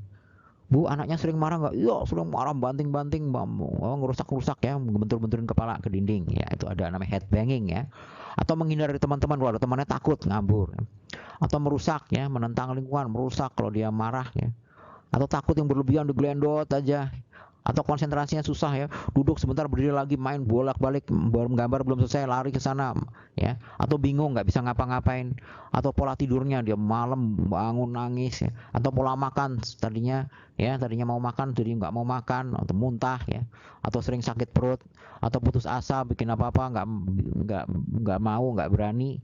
Atau kemunduran perilaku, tadinya nggak ngompol jadi ngompol. Atau ada perbuatan yang diulang-ulang, misalnya dia senang mengamati kipas angin atau roda yang berputar misalnya. Nah, kita bikin scoring, kita hitung ya.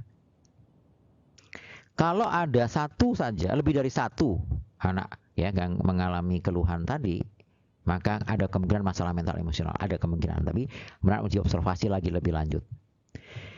Nah, sekarang ini ADHD atau gangguan pemusatan perhatian, itu untuk anak umur lebih dari 3 tahun. Juga sama, 10 pertanyaan.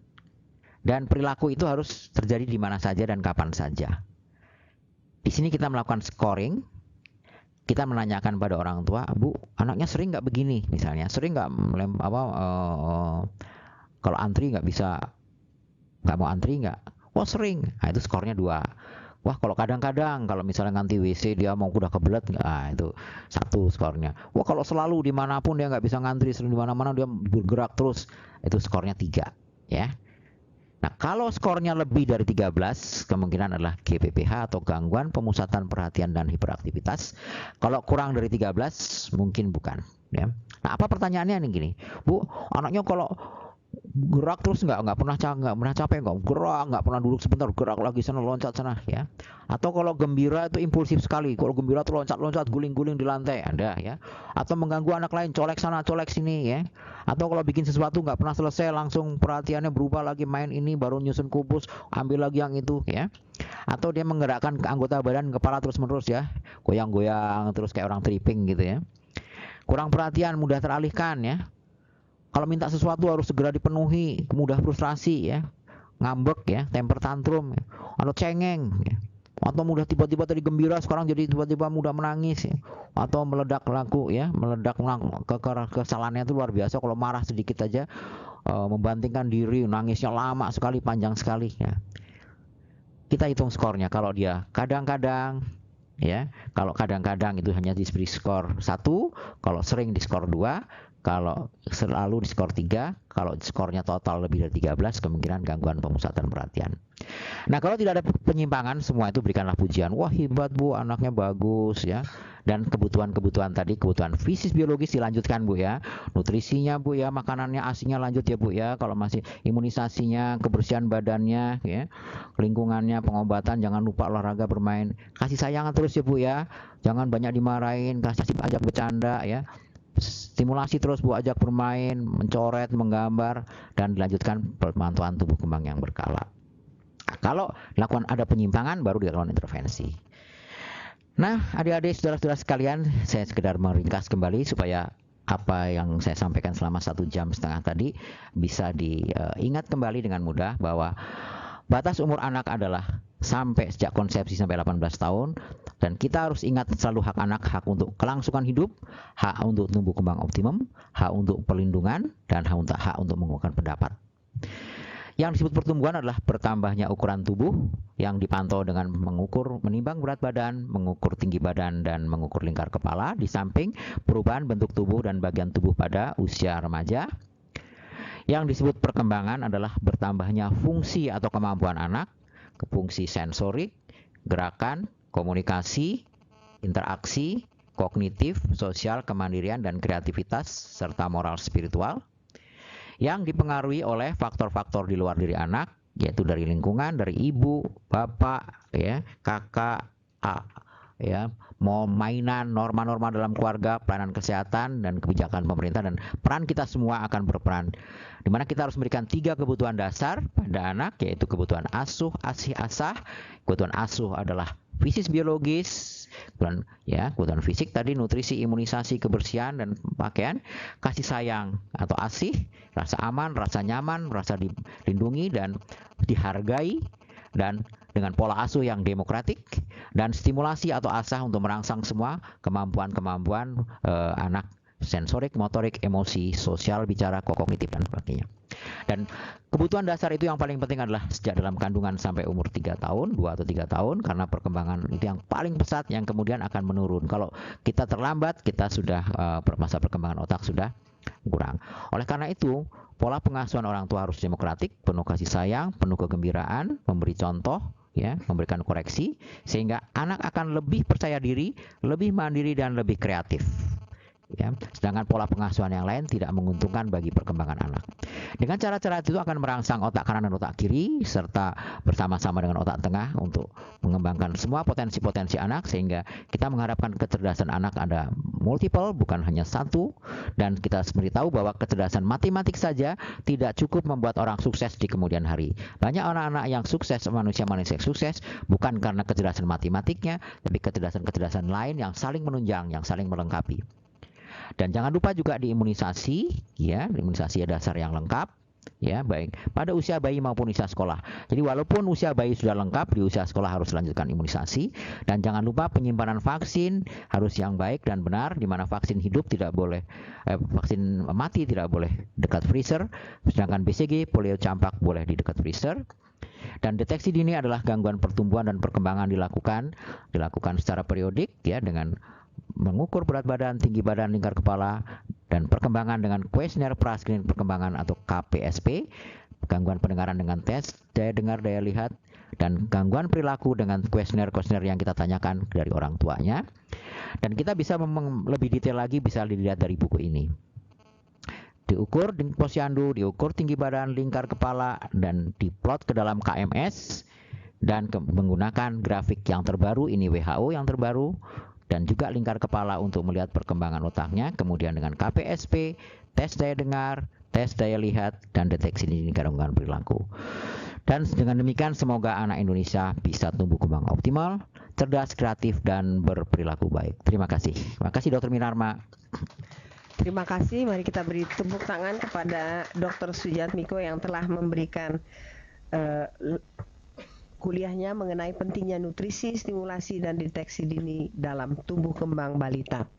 Sampailah kita pada saat ini kepada pertanyaan-pertanyaan. Saya rasa banyak sekali pertanyaan-pertanyaan untuk Dr. Sujatmiko.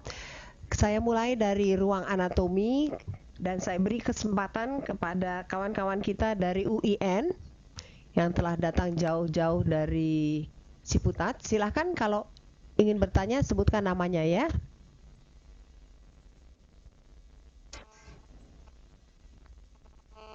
Assalamualaikum warahmatullahi wabarakatuh. Waalaikumsalam.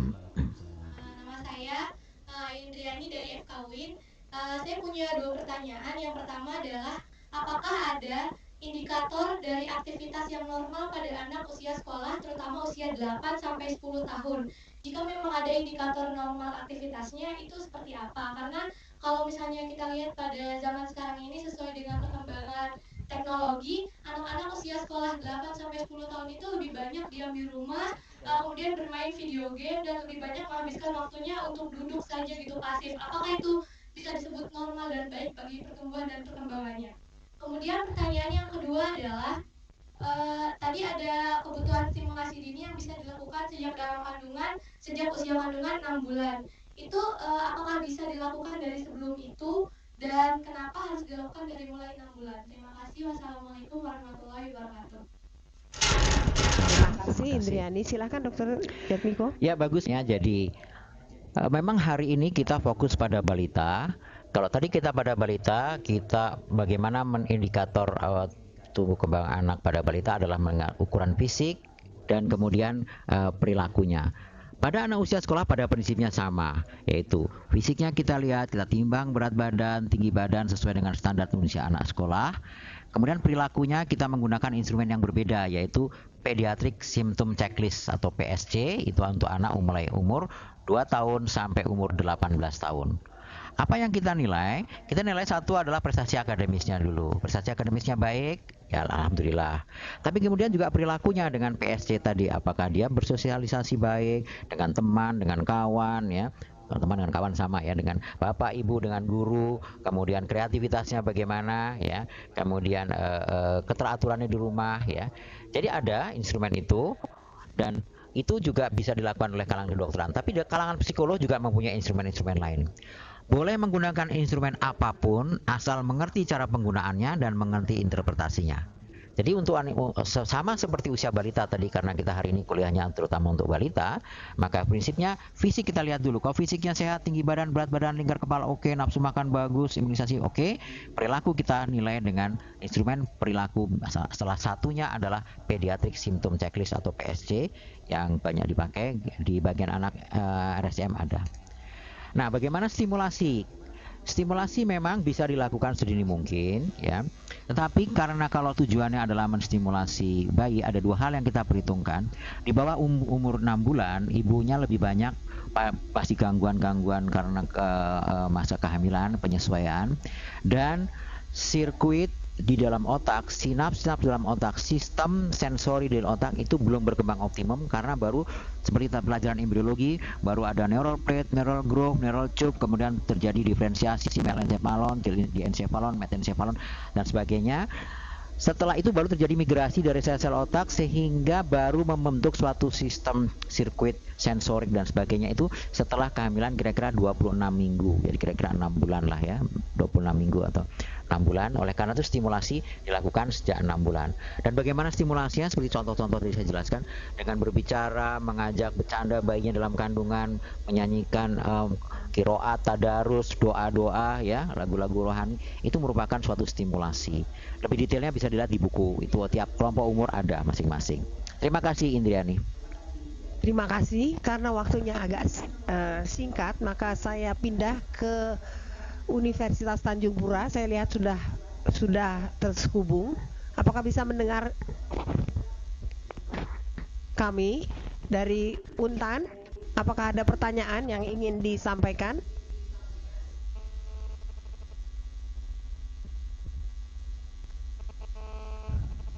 Kalau belum ada, kami pindah ke UKI Jakarta. Silakan kalau ada pertanyaan.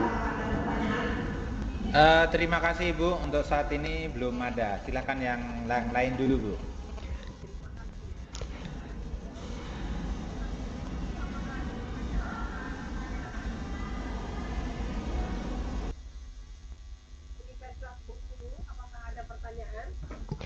Universitas Bengkulu, apakah ada pertanyaan? Belum ada.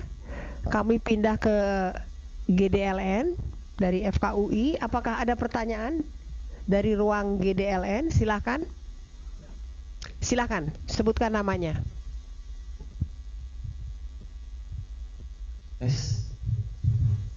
Pagi semuanya. Pagi. Terima kasih atas kesempatannya. Nama saya Ariseno, FKUI. Pertanyaan saya satu, bagaimana pengaturan nutrisi untuk bayi-bayi yang lahir prematur? Dan bagaimana pemantauan tumbuh kembangnya untuk bayi-bayi yang lahir prematur juga? Terima kasih. Ya, bagus sekali pertanyaan Saudara Ariseno ya dari FKUI. Memang bayi prematur berbeda dengan bayi yang cukup bulan, karena bayi prematur maturasi dari sistem organnya, dari sistem pencernaannya, dari mulai dan kemudian enzim-enzim dan hormonnya juga tentu pengaturannya berbeda dan kebutuhan kalorinya lebih tinggi. Oleh karena itu, tapi yang terbaik adalah ASI. Ya, jadi untuk bahan kuliah kita hari ini saya kira kita basic pada yang basic dulu. Berikanlah ASI, karena ASI bayi prematur dengan ASI bayi prematur itu komposisinya berbeda. Ya, Allah Subhanahu wa taala sudah menciptakan demikian sehingga komposisinya terjadi. Berikanlah ASI. Ya. Nah, kalau misalnya terjadi ada masalah lain tentu disesuaikan dengan kondisi bayi yang sangat bervariasi. Nah, bagaimana pemantauannya? Betul sekali, memang grafik yang dipakai itu berbeda ya. Ada grafik-grafik lain yang untuk bayi prematur itu bisa dipakai. itu bisa ditanyakan pada pembimbing klinis, pembimbing di tempat masing-masing, nanti ada grafiknya. Sementara kita tidak tayangkan di sini karena kita hanya berikan pada bayi-bayi yang normal saja. Tapi betul sekali bahwa grafiknya berbeda dan pengaturan nutrisinya berbeda, tapi nutrisi yang terbaik adalah ASI untuk bayi prematur. Dr. Sujatmiko, masih ada pertanyaan di ruang GDLN? Silakan.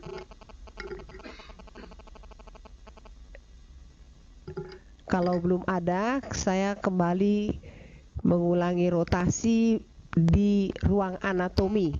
Ruang anatomi dari UIN ataupun dari UI, silahkan kalau masih ada pertanyaan.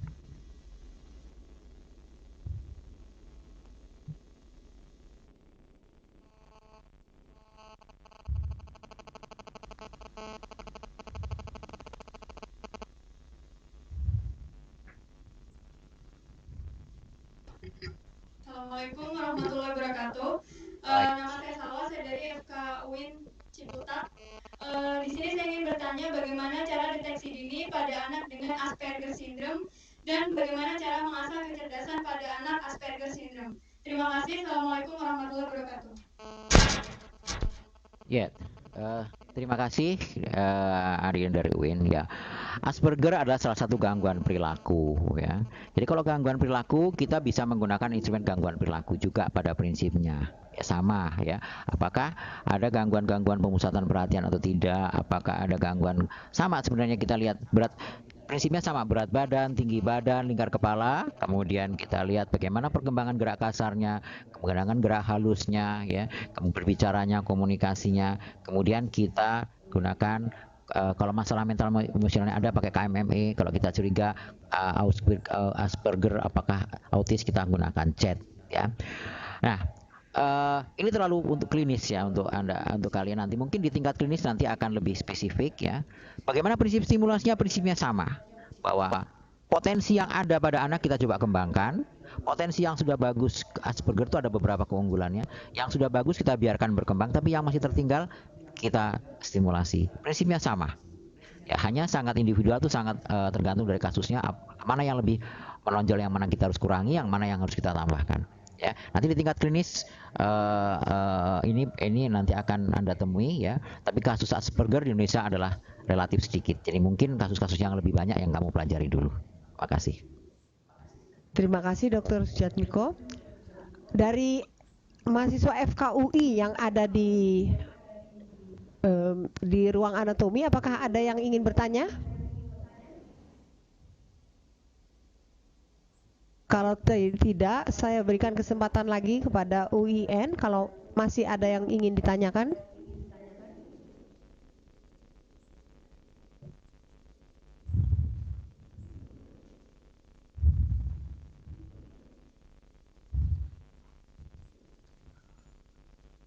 Kalau masih belum, saya putar lagi.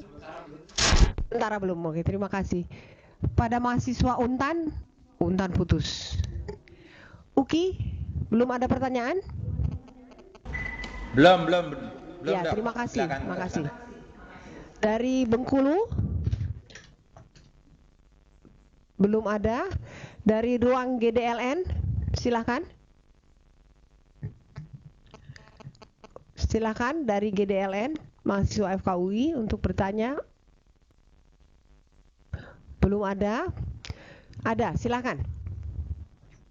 Warahmatullahi wabarakatuh. Waalaikumsalam. Selamat pagi semuanya. Terima kasih. Ya, terima kasih.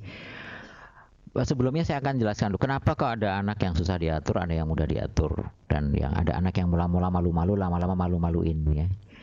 Itu semua adalah akibat interaksi atau orang tua dengan anaknya, dengan bayinya ya. Jadi perilaku anak seperti kita ketahui berasal dari melihat, mendengar, meniru, mencoba ya. Jadi kalau perilaku orang tua kepada anaknya juga tidak menyenangkan anak ya, yaitu yang pola asuh yang tidak demokratik, maka anak akan menjadi anak yang susah diatur. Karena kenapa? Kalau yang pola asuh yang demokratik, orang tua mau mengerti keinginan anak, mau menyesuaikan suasana gembira, selalu memberikan pujian, anak akan menjadi anak yang mudah diatur ya. Nah, itu sejak dalam kandungan dan itu dialami sejak kandungan. Jadi kalau ibunya hamil ngeyel tiap hari rewel karena ribut dengan suaminya ya, karena beban pekerjaan rumah tangga yang begitu berat ya, maka bisalah lahirlah bayi-bayi yang dengan masalah temperamen yang susah diatur. Nah, bagaimana cara pengasuhannya? Pada prinsipnya orang tua yang harus menyesuaikan pada anak, bukan bayi atau anak yang menyesuaikan pada orang tua. Sekali lagi, pola pengasuhan yang demokratik tadi itu akan membuat anak berubah. Tadi anak yang sudah diatur, tapi kalau dia sering mendapat penghargaan, sering mendapat pujian, kemudian didengar pendapatnya, ya, diberikan koreksi kalau ada salah, maka dia akan berubah menjadi anak yang mudah diatur secara bertahap nantinya. Terima kasih. Masih ada dari GDLN pertanyaan? Dari GDLN, apakah masih ada pertanyaan mengenai perkembangan tumbuh kembang pada balita ini? Kalau belum ada, saya lihat dari screen bahwa Universitas Tanjung Pura sudah terhubungi. Apakah ada pertanyaan dari Universitas Tanjung Pura? Silakan. Nggak kedengeran. Maaf, kami tidak bisa mendengar.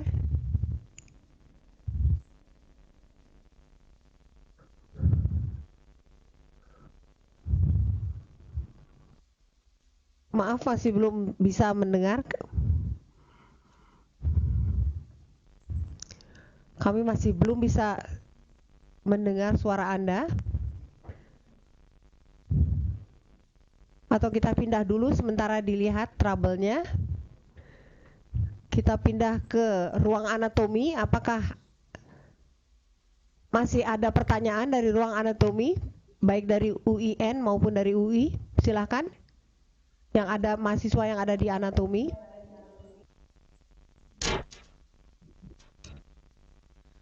Baik, selamat pagi menjelang siang, Dok.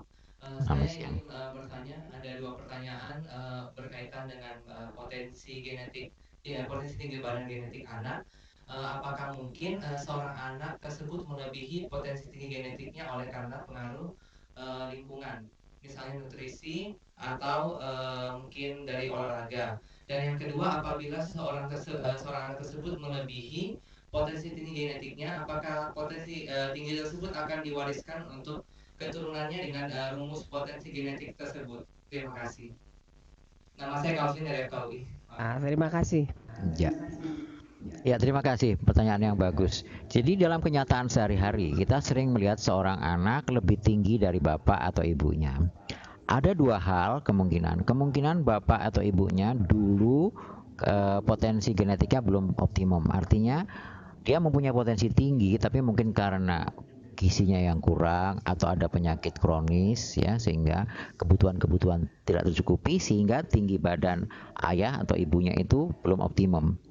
Nah, kemudian anaknya sebagai generasi yang berikutnya, potensi itu kan diturunkan. Kebetulan dia mendapat nutrisi yang cukup, mendapat olahraga yang cukup, tidak ada sakit kronis, maka dia potensi genetiknya bisa muncul secara optimum, sehingga seolah-olah dia melebihi potensi genetik orang tua, ya. Itu penjelasan yang kedua adalah yang namanya potensi genetik adalah bukan suatu poin. Artinya tinggi akhir orang tua, seperti rumus tadi kan kita lihat ada plus minus ya. Artinya potensi genetik itu plus minus, ada satu range. Artinya range itu bisa memang lebih tinggi dari tinggi orang tua. Lebih tinggi dari orang tua ya. Kita lihat rumus tadi ya, rumus tadi itu ada plus minus, sehingga kita mestinya memplot pada grafik ya untuk bisa melihat apakah memang pada pada usia 18 tahun itu dia jauh sekali atau masih dekat. Tapi secara teoretikal, kalau potensi genetiknya orang tua dan orang tuanya itu memang mendapat nutrisi yang cukup, tidak ada penyakit kronis, maka anaknya paling bisa lebih tinggi 8,5 cm lebih tinggi dari orang tuanya maksimum. Kalau lebih dari itu, mungkin dulu orang tuanya adalah pernah mengalami punya kurang gizi atau pernah mendapat penyakit kronis. Nah, kemudian potensi genetik akan turun terus ya, kecuali kalau ada mutasi atau ada hal-hal yang sifatnya pengaruh genetik yang mengaruhi potensi tadi, bisa saja. Cukup. Terima kasih Dr. Sujatmiko. Ada pertanyaan lagi dari ruang anatomi? Pertanyaan lagi dari ruang anatomi?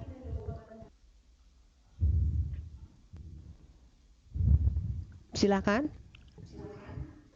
Imunisasinya bagaimana? Apakah kalau misalnya 1 bulan, padahal kan jadwal biasanya kan 1 bulan misalnya imunisasi apa, terus apakah dia nanti akan dimulai imunisasi di usia 8 bulan ini, maksudnya setelah dia pertama lahir atau menunggu seperti usia bayi normal seperti itu? Ya, terima kasih. Ya, terima kasih, bagus pertanyaannya ya. Jadi semua tadi juga bagus ya. Jadi ADHD itu adalah gangguan pemusatan perhatian dan hiperaktivitas.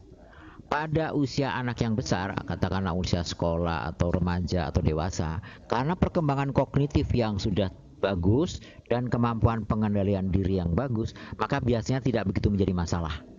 Yang jadi masalah adalah pada masa balita atau pada masa awal sekolah, di mana perkembangan kognitifnya masih terbatas dan kemampuan pengendalian diri masih terbatas. Di situ akan timbul banyak masalah, yaitu dia akan nanti berantem sama anak lain, suka mencoret, menggambar, sering jatuh ya, kepentok kepalanya ya, bisa kecelakaan karena nyelonong di jalan raya ya. Dan itu yang akan terjadi.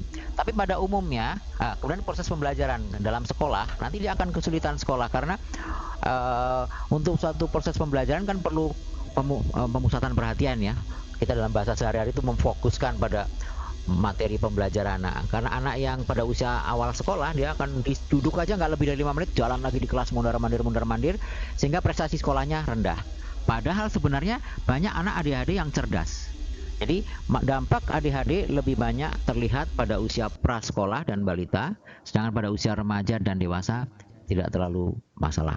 Oleh karena itu intervensinya harus sedini mungkin pada usia bayi dan balita dan usia sekolah. Bagaimana jadwal imunisasi pada bayi prematur? Sistem kekebalan bayi prematur, imunitasnya sebenarnya sudah mampu memberikan respon terhadap vaksin ya.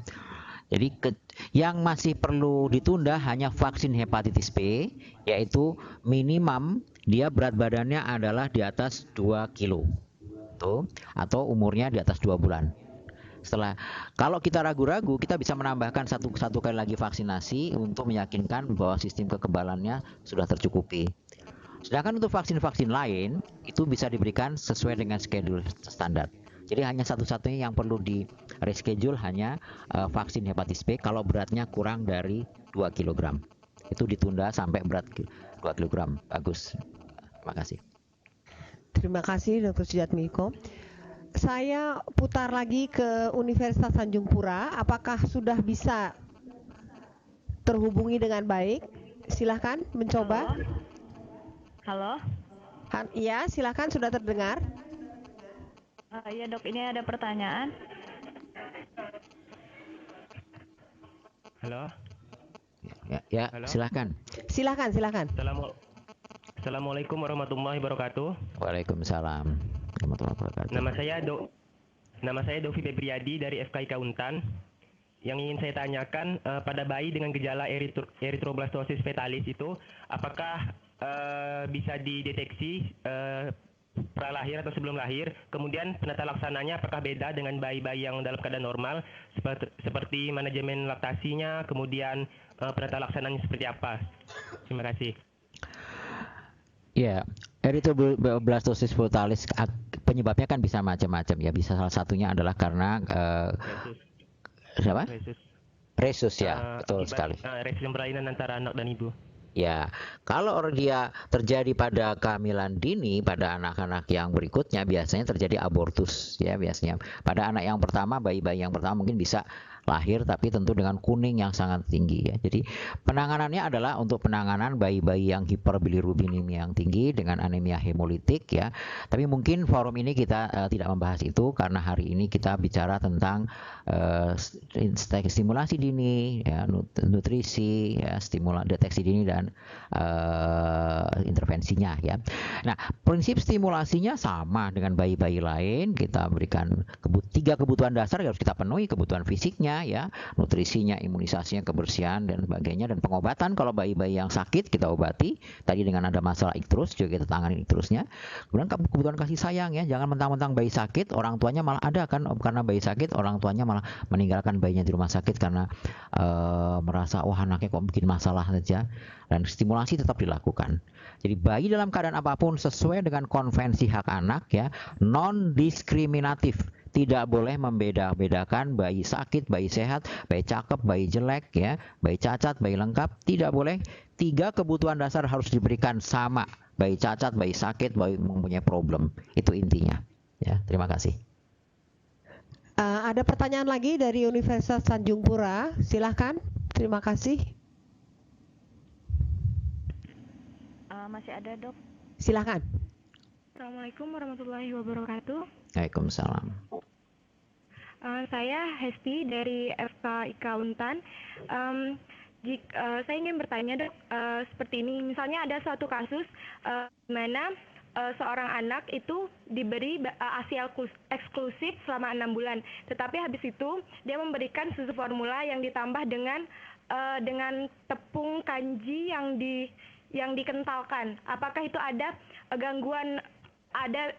Apakah ada gangguan pada perkembangan, terutama itu pada perkembangan otak atau kecerdasannya? Terima kasih. Ya, terima kasih ya. Jadi kalau kita tanya soal tumbuh kembang anak kan, kalau 3 kebutuhan dasar itu tercukupi, yaitu kebutuhan asuh atau fisiknya, kebutuhan kasih sayangnya tercukupi dan stimulasinya, maka tumbuh kembangnya akan optimum termasuk kecerdasannya. Nah, bagaimana kalau ASI eksklusif sampai 6 bulan itu sudah bagus. Setelah 6 bulan kan diberikan makanan tambahan, makanan pendamping ASI. Tentunya makanan pendamping ASI yang seimbang antara karbohidrat, protein, lemak, mineral, ya, air, serat, ya, buah, dan yang bentuknya bisa dimulai dengan bubur susu, dengan buah, ya, kemudian nasi tim saring, kemudian nasi tim, kemudian nasi biasa. Nah, bagaimana kalau dikasih susu formula dan tepung? Seperti kita tahu susu formula juga sudah dalamnya sudah mengandung karbohidrat, protein, lemak, dan mineral dan sebagainya. Dan tepung itu mengandung karbohidrat dan mungkin sedikit ada protein. Ya, kalau dilengkapi dengan buah, dilengkapi dengan yang lain, ya, dengan nanti kalau kemudian ditambah dengan nasi tim, dengan bubur susu, ya, kemudian dengan penuh kasih sayang, ya, dengan stimulasi, dia akan tumbuh kembangnya cerdas. Sebaliknya walaupun makanannya lengkap ya, dia dari susu ASI eksklusif, kemudian bubur susu, buah, nasi tim, kemudian diberikan tambahan macam-macam, tapi tanpa kasih sayang dan tanpa stimulasi juga kecerdasannya akan kurang. Jadi kecerdasan tidak semata-mata karena nutrisi, ya, bahwa tiganya itu sama penting. Nutrisi, kasih sayang, dan stimulasi sama-sama penting untuk membentuk kecerdasan. Karena nutrisi untuk membentuk hardware-nya, membentuk otaknya, sedangkan kasih sayang dan stimulasi adalah software yang kita isikan ke otak supaya dia menjadi cerdas, penuh kasih sayang, dan berperilaku baik. Ya, jadi insya Allah kalau di tiga-tiganya dipenuhi itu akan tercukupi dan tumbuh kembangnya baik dan akan cerdas. Terima kasih. Terima kasih. Dari Untan masih ada pertanyaan lagi? Masih ada kesempatan untuk 1 pertanyaan? Masih ada. Silakan. Terima kasih atas kesempatannya. Selamat siang.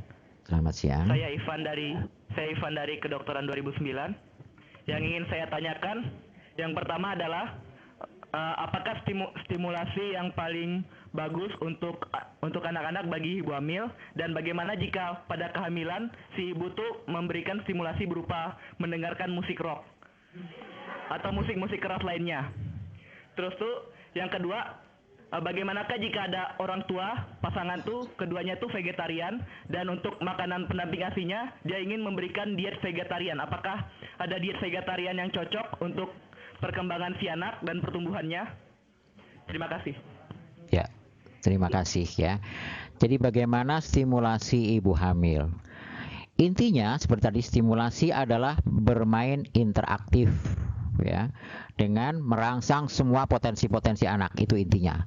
Jadi kalau untuk bayi juga sama, interaktif, artinya diajak bicara, diajak nyanyi, diajak bercanda, didongengkan cerita. Kalau bayinya gerak-gerak, dielus-elus perut ibunya supaya seolah-olah menyentuh bayinya ya. Dan Nah, jadi stimulasi intinya bermain interaktif. Nah, salah satu musik itu hanya salah satu stimulasi ya. Nah, musik yang terbaik adalah musik yang mempunyai nada tinggi, karena dengan nada tinggi itu bisa menembus menembus amnion, dinding perut, dan akan sampai pada bayi. Tapi stimulasi yang lebih banyak didengar adalah suara ibunya, karena tiap hari ibunya kemana aja kan ngikut bayinya.